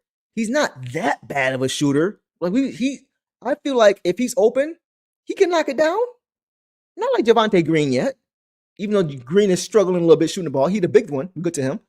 But it ain't like Ron is a no-go at all. Like, we've seen him knock down shots when they're open. He hit one last game, I believe. 3 ball. So he can knock it down. Yeah, he can knock it down. But more importantly, The fact that he is impactful on the defensive end on a night, or the fact that he could have been impactful on a night when those two guards, their strength, are getting off. Where is he? Where is he? So to me, I don't know how to explain that one away. Paul Reed too, but Ron only getting 4 minutes, bro, against this team. The way he's been guarding defensively, he's guarded well all year on guards smaller than him. He can guard Schroeder. Ron can guard Schroeder. Ron can guard D. Mitch. Ron can guard James Harden. Ron can guard Max Strus. Ron can guard Sam Merrill. He could probably guard Mobley in a pinch. He can guard a lot of guys on this team. So not have him out there at all, I don't get it. That's all I got, guys. Let's see what you guys think. Another player, JB not taking advantage of. Ron could be aggressive and give energy. We love Javonte, Nassar, and Ron. Can't play all of them. I agree. But once again, when you're playing well, when you're just like Paul Reed, when you're playing well in the series, you shouldn't lose minutes. You know what I mean? Especially when you've got guys. Here's the thing, Mike. When you got guys who are in foul trouble, when the Stars in foul trouble, there's no reason Ron shouldn't be playing. Like last game, Star was in foul trouble. Guess who's first off the bench? Who was his sub? Ron. Tonight, Ausar, foul trouble again. Wasn't Ron. They went more offensive. They went more Caris LeVert, who played solid. But you can't have Ron playing 4 minutes when he's played well this series. Against this team and those guys, he's got to play more. He has to. All right. That's all I got. Let's see what you guys think. Hindsight, Javonte missed too many, but he did hit a big one late. We'll get to him in a minute. I agree. Ron would have been over Daniss. That's tough because Daniss is your only other point guard outside of Cade.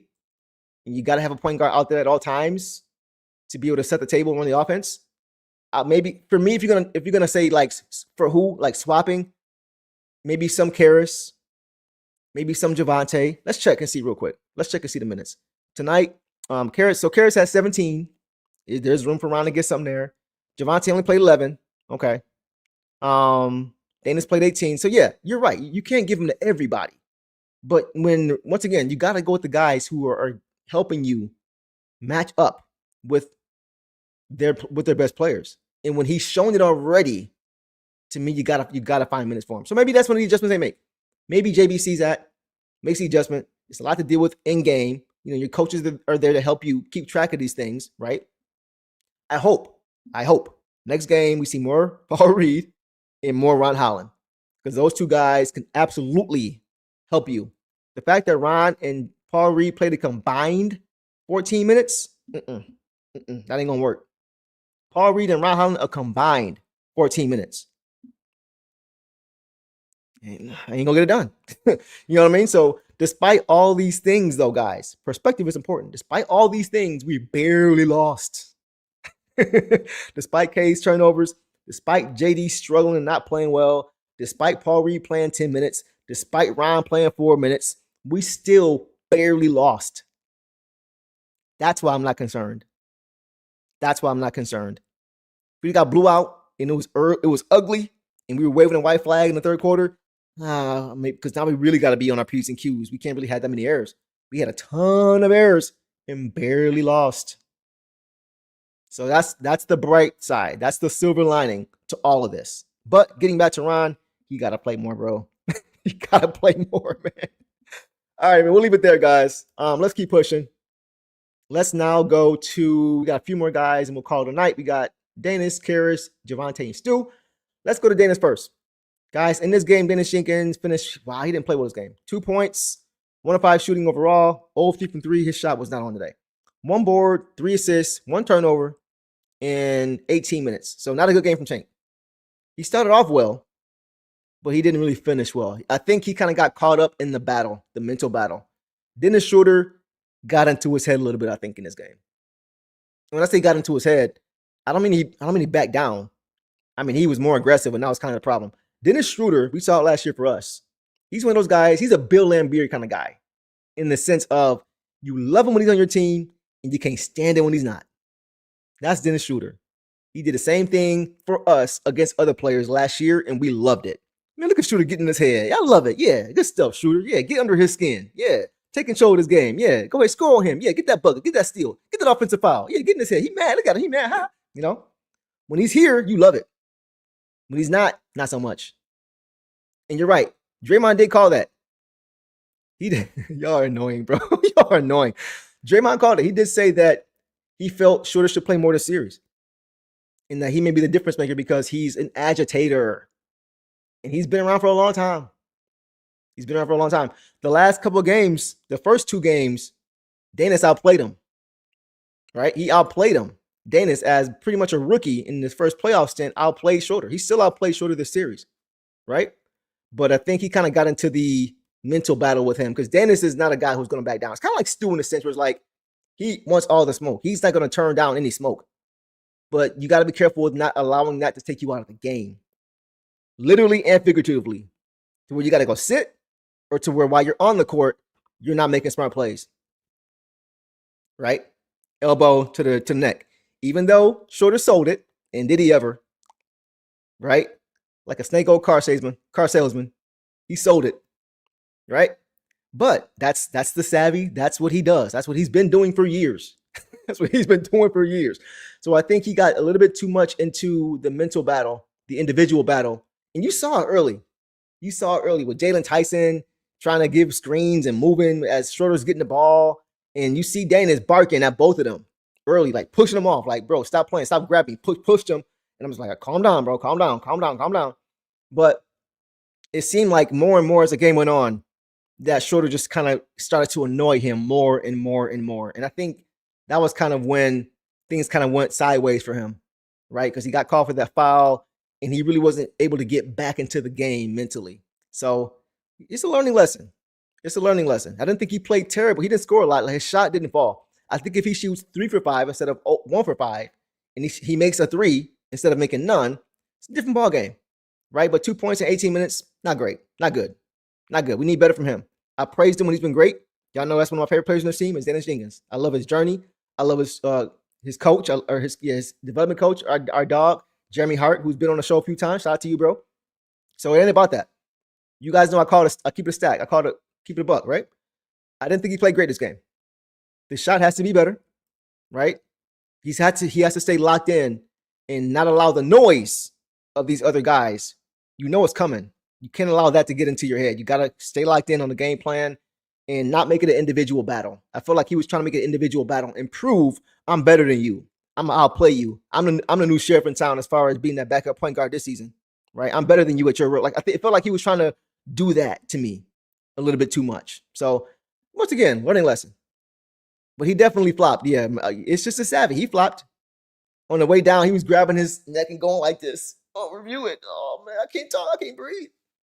Was up the next play, right? But when you do that, when you extend and the guy flops, they're going to call it every time, especially if it's up high. If it's in the rib area, in the chest area, maybe not. But when you extend past a 50-degree angle, 90-degree angle, when you extend past this and you go here, like past that 90-degree angle, like in the guy, they're going to call it every time. Every time. And the longer they stay down, the more they're probably going to look at that play. They're going to review it in the booth, right? The longer you stay down and turn around and turn over and your players come over to look at you, make sure you're good, and you really just do all you're really doing is just, staying down to get more wind, to catch your breath. The more you do that, the more they're going to, oh, what happened? Oh, man. So that's what happened. So it's a learning lesson. Brandon says, DJ is essentially a rookie. He's going to have his ups and downs, but he's had more highs and lows whenever. Oh, absolutely. Absolutely, guys. I think last game he had like 16 points and 5 or 6 dimes and 1 turnover. Like in the first game, same thing. So, yeah, he's going to have his moments. He's got to take his lumps. He has his ups and downs. It's going to happen. We knew that was coming. Yeah, Shorter was trying to antagonize Daniss with he was. He knew what he was doing. He knew what he was doing, right? So, yeah, it is what it is. You hate it when it's not on your team. You love it when it is. Like I said, Bill Embiid was a perfect example of that guy. You couldn't stand him when you had to play against him, but you loved him if you played for your team, right? It is what it is. It is what it is. So we'll leave it there, guys, on him. But I think he will have a bounce back game next game. He will learn from this. He'll watch film. He understands what he's dealing with now on Daniss Schroeder, right? So we'll leave it there. Was Schroeder this big of an idiot when he was a Piston? He was reaching. No, I felt like he was good. I felt like Schroeder was good for us. felt like he was good for us. I do think at their peaks, if Daniss is able to stay here, hopefully he can, Daniss' ceiling is higher than Dennis Schroeder's. I think he's a better overall player. He's more talented. He's a better defender, more athletic. I think he's better with the basketball. He doesn't turn the ball over, better ball security, right? I think he does a lot more things a little bit better than Dennis Schroeder. Dennis Schroeder is a great player, really good player. But I think Daniss Jenkins, because this is year one basically, him 2-3 years from now, I think could be better. I think could be better. So we'll see. Let's keep pushing, guys. Wait, let me see if you got any comments. He was good for us. The Cavs only made their three because they're wide open. Yep. Too much penetration. We talked about that earlier. Schroeder has always been a flopper. Yes, he has, bro. Yes, he has. And he's been at a lot of stops. I think the reason he's still playing in the NBA, even though he's not hanging and sticking anywhere, is that guys know what he brings. He does bring some value. And guys understand, teams understand that. JB can't be bitching Ausar in clutch situations. Simple. Yep. No, come on, bro. I'm not doing this. This is crazy. Y'all gotta be trolling with this talk. I'm not doing this. He tried to get a flagrant call when he lunged in on the play. Yeah, he reached in as Daniss was extending to get him off. Daniss saw him reaching in. He tried to prevent him from getting the ball, and he just went a little too high. But it wasn't as bad as Schroeder made it look. That's just what he does. Just want Daniss to finish one of those highlight dunks. I know. He had one last game. I think it was last game to finish the game. Maybe it was game one. On the break. I think Cade stole it from Harden on the break. Nice little dunk. Had a nice layup this game. That was only 2 points. Nice layup. I think Sam Merrill was trailing him. Maybe it was Schroeder. Got so high in the air. His athleticism just laid it up. Right. So, he did some good things, but the shooting wasn't there. And the composure wasn't there. So you just got to learn to keep it in balance, right? You bring the fire, bring the energy, but don't let it affect your game and don't let it affect your team. And he'll learn from it. Let's keep going, guys. Let's keep moving on, man. Let's go now to who we got left. Okay, Herder didn't play. Let's go to Caris LeVert.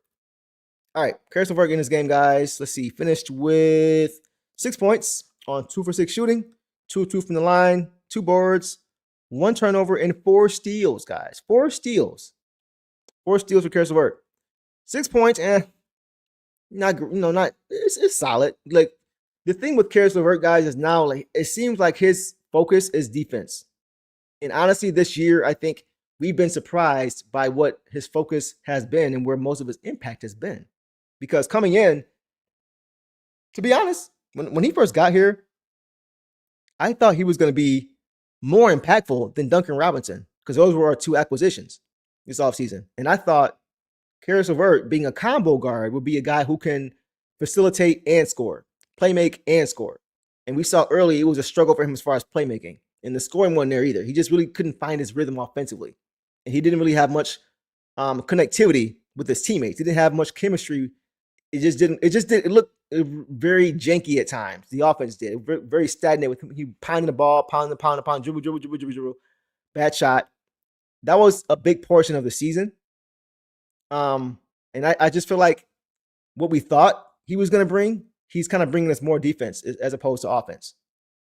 So I like that. It's cool. I like that because if we're being fair, he's been consistent defensively all year.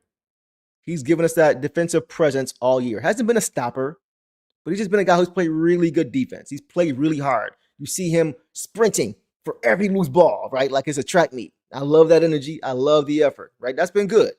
So I got to give him credit for his defense because that's who we are. Y'all know me. It's always defense first for me. So I like what he's given us on that side. He still at times does, like he did tonight, over dribble, he's playing at the court, right? I didn't like that. I don't like that. Just playing like schoolyard ball. I don't like that because we're a team that likes movement, off-ball movement. And he did that a little bit tonight. He had a nice dive to the rim, nice cut to the rim for a layup. That was nice. He also picked poor Robin clean, right? If you guys, for my Sinners fans, picked poor Robin clean. Was it Harden or Mitchell? He picked one of them clean at half court, took it defense to offense for a nice dunk. That was nice.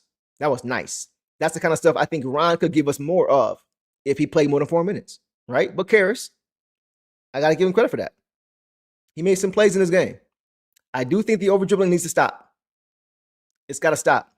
Like when he's out there It's not even like he's out there as the only point guard. If it was just him, if it was him with Duncan and Ausar and Javonte and Stu, okay, he's got to try to make something happen. I still don't want to see all that dribbling, but he's in that situation with that group, he would be considered the point guard or the playmaker. But when you got Daniss out there with you, you got Cade out there with you, which he did at all times in his game. Too much dribbling. Get off it. Get off the ball and get it back. If it's supposed to come back to you, it will. Move, right? So I didn't like that. Took, shot clock down to a few seconds left, bad fadeaway jumpers. Didn't like that. That's why I felt like if Kevin Huerter was playing, or was available, he'd be playing more. Because I feel like Kevin Huerter, I feel like he's just more equipped to play in this offense, this style. I think he fits this style better. And it's no knock to Caris. It just fit to me. I think Kevin Huerter just fits his off-ball movement, his connectivity, his playmaking. He gets off the ball if nothing's there. He's not holding it. If there's nothing there, he's getting off it immediately, and he's moving. He's a great screen setter for a guard. He's a great defender. Maybe not quite the defender that Caris is, but he's a much better playmaker than Caris. He just fits this offense and defense, I think, more, but offense for sure, more like much better than a Caris LeVert. So, but as far as Caris defensively, I thought he was solid. Mike says the over dribbling is what Cade, Daniss, and Caris all do. At some point, it's a team. Well, we're talking about all these guys individually, and it's just his turn now. You know what I'm saying? We got to talk about him. We talked about Daniss, talked about Cade's turnovers, right? But now it's Caris' turn. Caris got to stop too. Can't do it. It's not what we need, right? So I need to get him off the ball more, right? If you want to get it to him and be decisive and make a play, great. Drive, great. But just top of the key, just dribble. That's easy to defend. That's easy to defend. So that can't happen. But I did think overall he was pretty good. He was more hot than cold, I thought, in this game. Good individual defense, staying in front of D-Mitch, making shots tough for him. He's athletic enough and long enough to guard 1 through 3. He's 6'6", right? He's quick enough on the perimeter. He's got pretty long arms, right? He can move his feet. He plays tough. He plays hard. Yeah, he deserves credit for that. So, once again, more good than bad. Just got to watch that dribbling. Got to watch the over dribbling for sure. I think he picked Schroeder's pocket. I think it was Schroeder, because after he dunked the ball, coast to coast for a dunk, he started barking. I don't know if you guys saw that, but he was barking at Dennis Schroeder because he was guarding him. He was locking him up. I got to give him credit. He was locking up Schroeder, barking at him, almost as if he was defending Daniss in that sense. Like, no, you got to deal with me too, bro. It ain't just, you got to deal with all of us. You ain't gonna just try to pick on our young dog. No, I like that. I like that a lot. I love seeing him bark because we don't see Caris bark a lot. We don't see that from him, So to see that was nice. I love that how he went to go defend his guy and picked and turned Schroeder over coast to coast for a dunk and start talking, yapping. I love that. I loved it. So only thing for him is the dribbling, right? Of course, we're gonna see him giving us a little bit more than 6 points. Right? He played 17 minutes. I want to see a little more than 6 points. But he didn't take a ton of shots. 2 for 6. Okay. Made both his free throws. 4 steals. Big deal. 4 steals and 1 turnover. It's a big deal. That deserves credit. Don't forget that steal. Yeah, exactly. Yes. And putting a great shot pass to a shot that was meant. Yeah, right. I saw that too. But he deserves credit. Right? It wasn't a great game, but it was good. It was a good game. Caris is best when he makes his move after a few. Yes. When he over dribbles, it usually ends in the. Yes, exactly, Brendan. That's all I'm trying to say. That's all I'm saying. When you over dribble, you make it really easy for the defense to guard you, especially when it's late in the shot clock. That's very easy to defend. When it's happening and it's moving and you're moving, and they gotta keep their head in a swivel instead of just keeping the offense in front of them. Much easier to guard when you just dribble. Right? So that's the only thing on him. So we'll leave it there, guys. Let's go ahead and push. Let's see, Caris can definitely be used for sure. Yeah, for sure. I agree.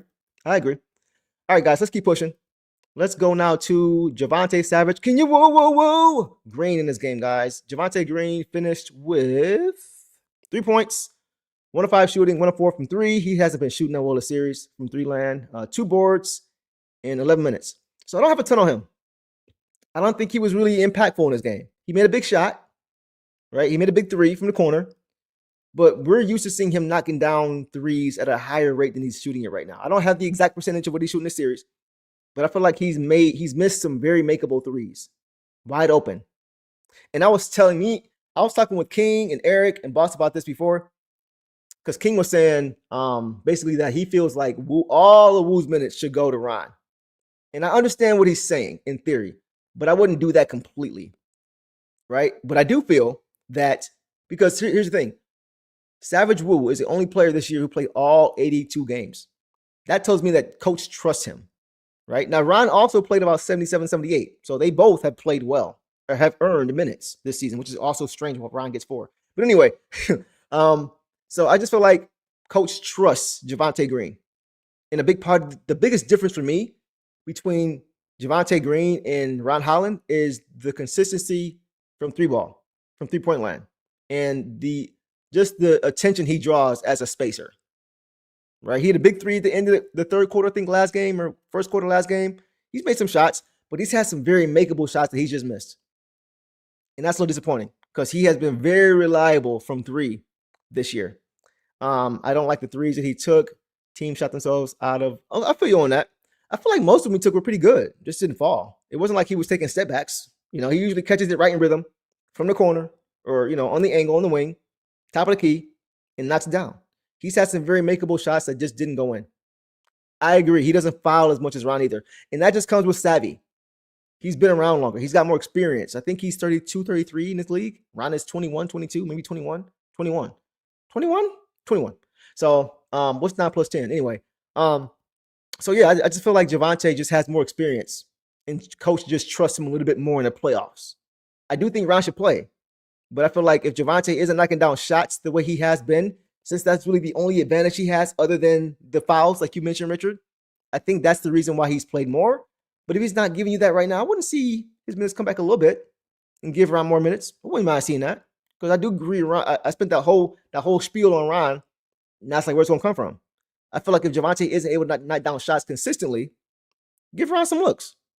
That's where I'm at, Mike says JB is probably Wayne Ruler's Ron. It's like, yeah, bro, that's where I'm at too. It's tough. It's tough because they give you a lot of the same things, defense to offense. I think that's what's missing with Javonte in the playoffs. This playoff run, I was accustomed to going to his box score, watching him, but going to the box score and seeing at least one or two stocks. At least he had none tonight, right? So that's the biggest thing for me is the shooting hasn't been there for him. And then defensively, the two things I want to see from him are good defense to offense, right? Getting out in the break, scoring on a break, and then knocking down open shots. That's what he's done well this year. Hasn't really been there for him, either of those things in the playoffs so far.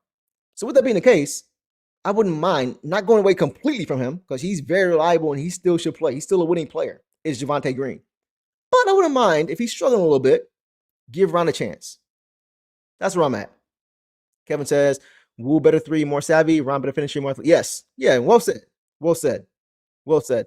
We don't shoot well enough to be down 18 going on the road. Defense has to be better. I agree. But I think both of those guys give you defense. Ron and Wu both give you defense. I'm good with Wu getting 10 to 12 a game. He can be so impactful in that time. Yes, I agree. So that's where I'm at. Split it up a little bit more. I think 11 and 4, 11 for Javonte, 4 for Ron. Yeah, you got to figure out a way to get both of those guys, at least Ron, some more time. But I thought Wu in this game was okay. 1 of 5 from overall, 1 of 4 from 3.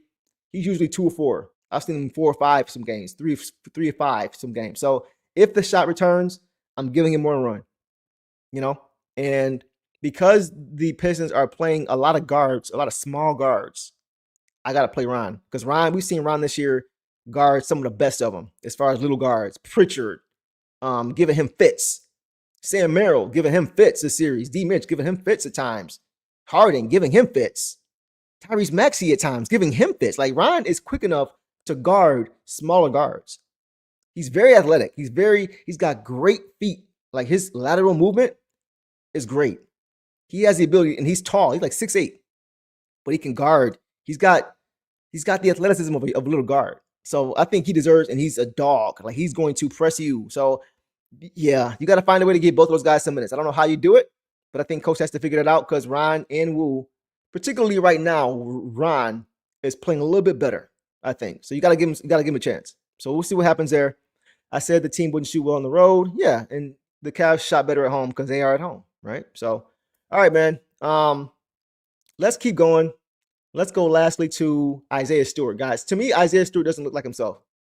Tonight he played 9 minutes, 4 points, 2 or 3 overall, 2 boards, and that's it, right? No stocks. Whenever I see no stocks from Stu, I'm like, right? Just like Javonte. Whenever I see no stocks from Javonte, like, So to me, Stu doesn't look healthy.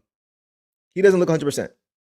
And maybe just him getting back into the rhythm of playing because he missed a few games, right? But he got hurt, I believe, game 1 against the Magic. And ever since then, he hasn't looked quite the same to me.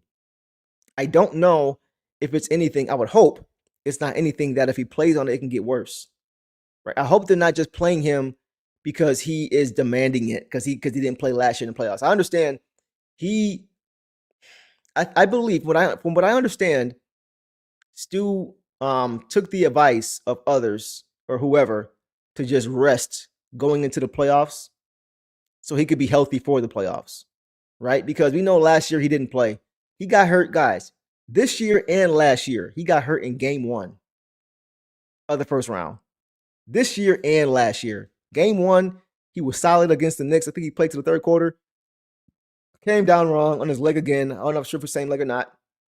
And you saw him limping up the court trying to play. He just wants to play, bro. He just wants to play so bad. He wants to play in the most important part. It had to eat at him to not be able to see Cat get off the way he did against us last year in the playoffs and not be there. Because we know Cat, Stu is the big dog. The Cat don't want nothing with that dog, right? And we know Stu is one of the best defenders against Cat in the league, if not the best, right? So I understand him wanting to play.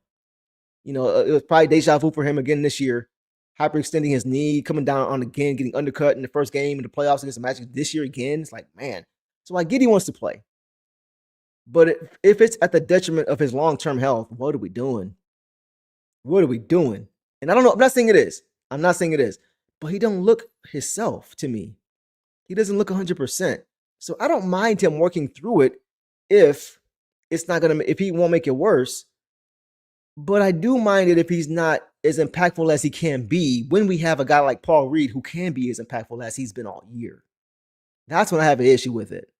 And especially when it's looking like if all things play out the way they're supposed to, we're going to be playing that same Knicks team, that same Cat in the next round, in the conference finals. Sit him.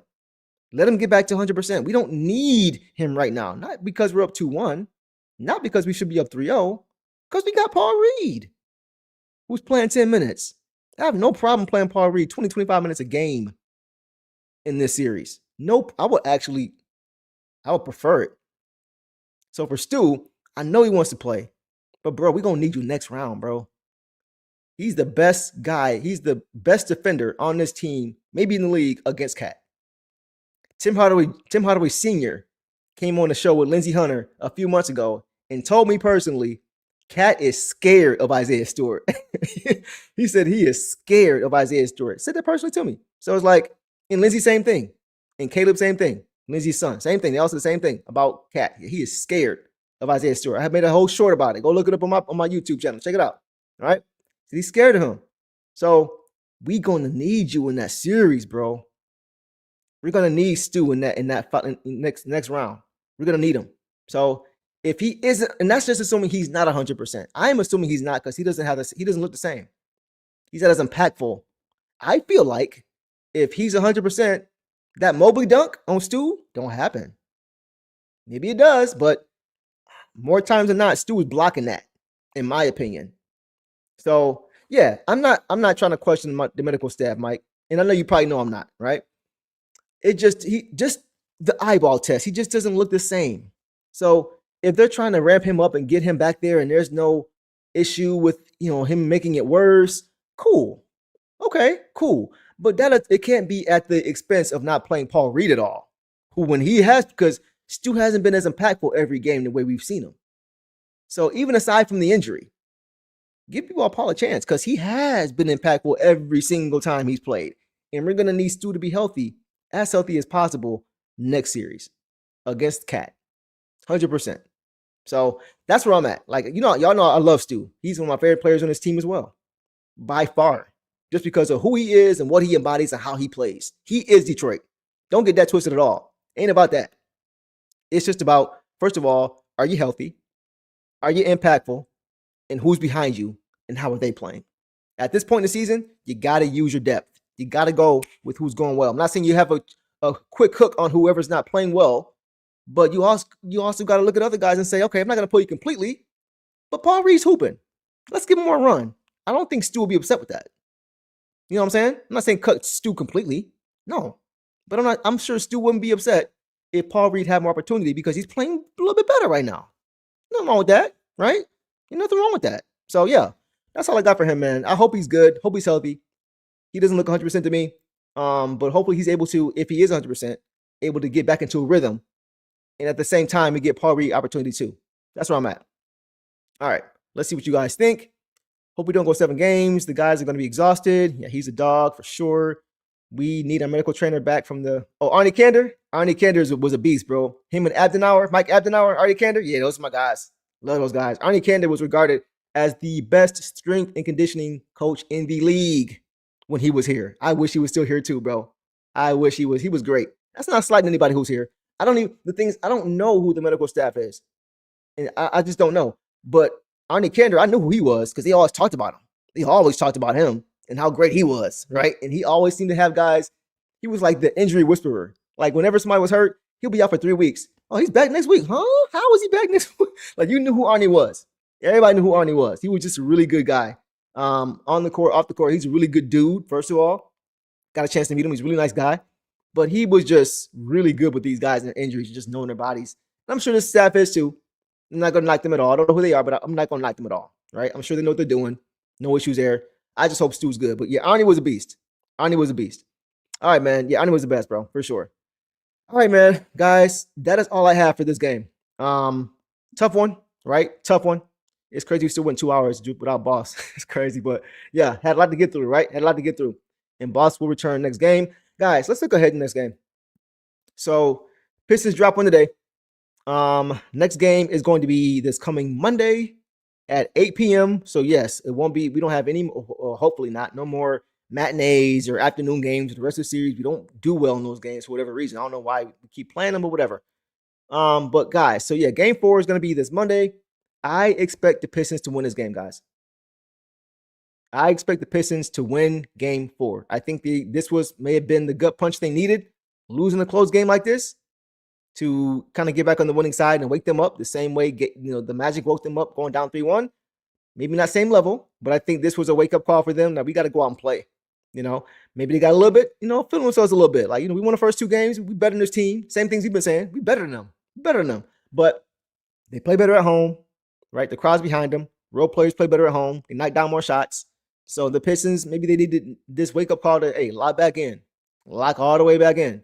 And the way they lost this game, when it was right there, despite how bad they played, I think they're going to respond well. And I think I've been hitting these predictions pretty well. I told y'all after game 1, we're better than this team, right? Our styles of play, styles make fights. I told y'all this after game 1. I said we better than this team. We gonna win the series, and I still feel that way.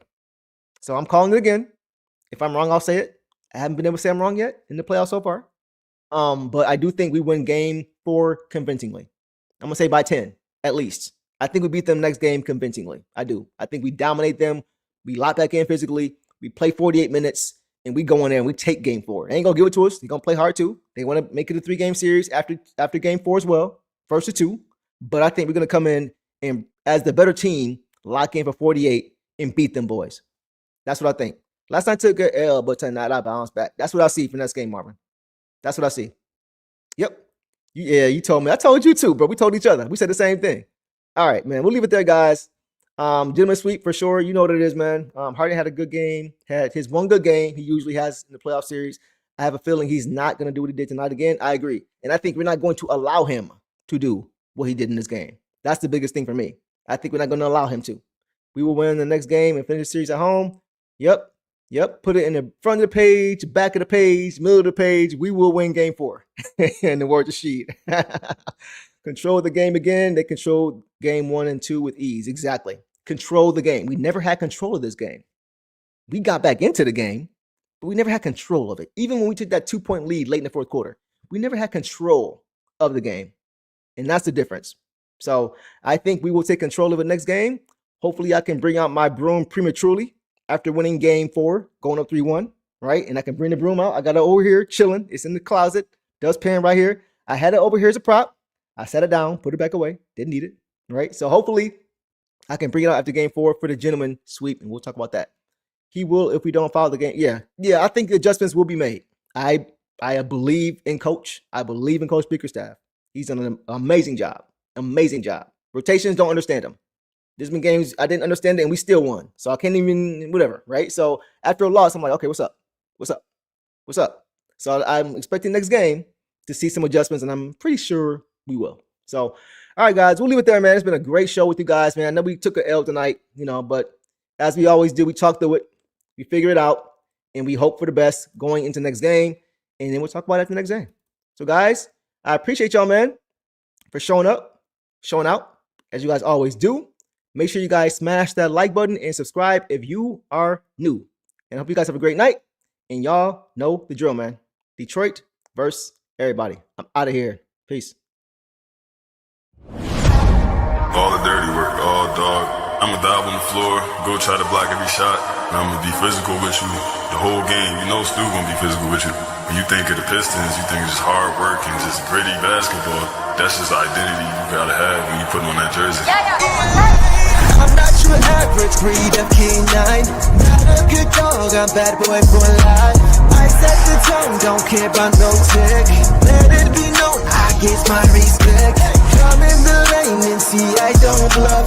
If you retaliate, that's on ya. Talking hundreds, I hear you're ashamed. Talking that shop, you must want this way. If the dog palm, mess around, find out, If the dog palm, mess around, find out,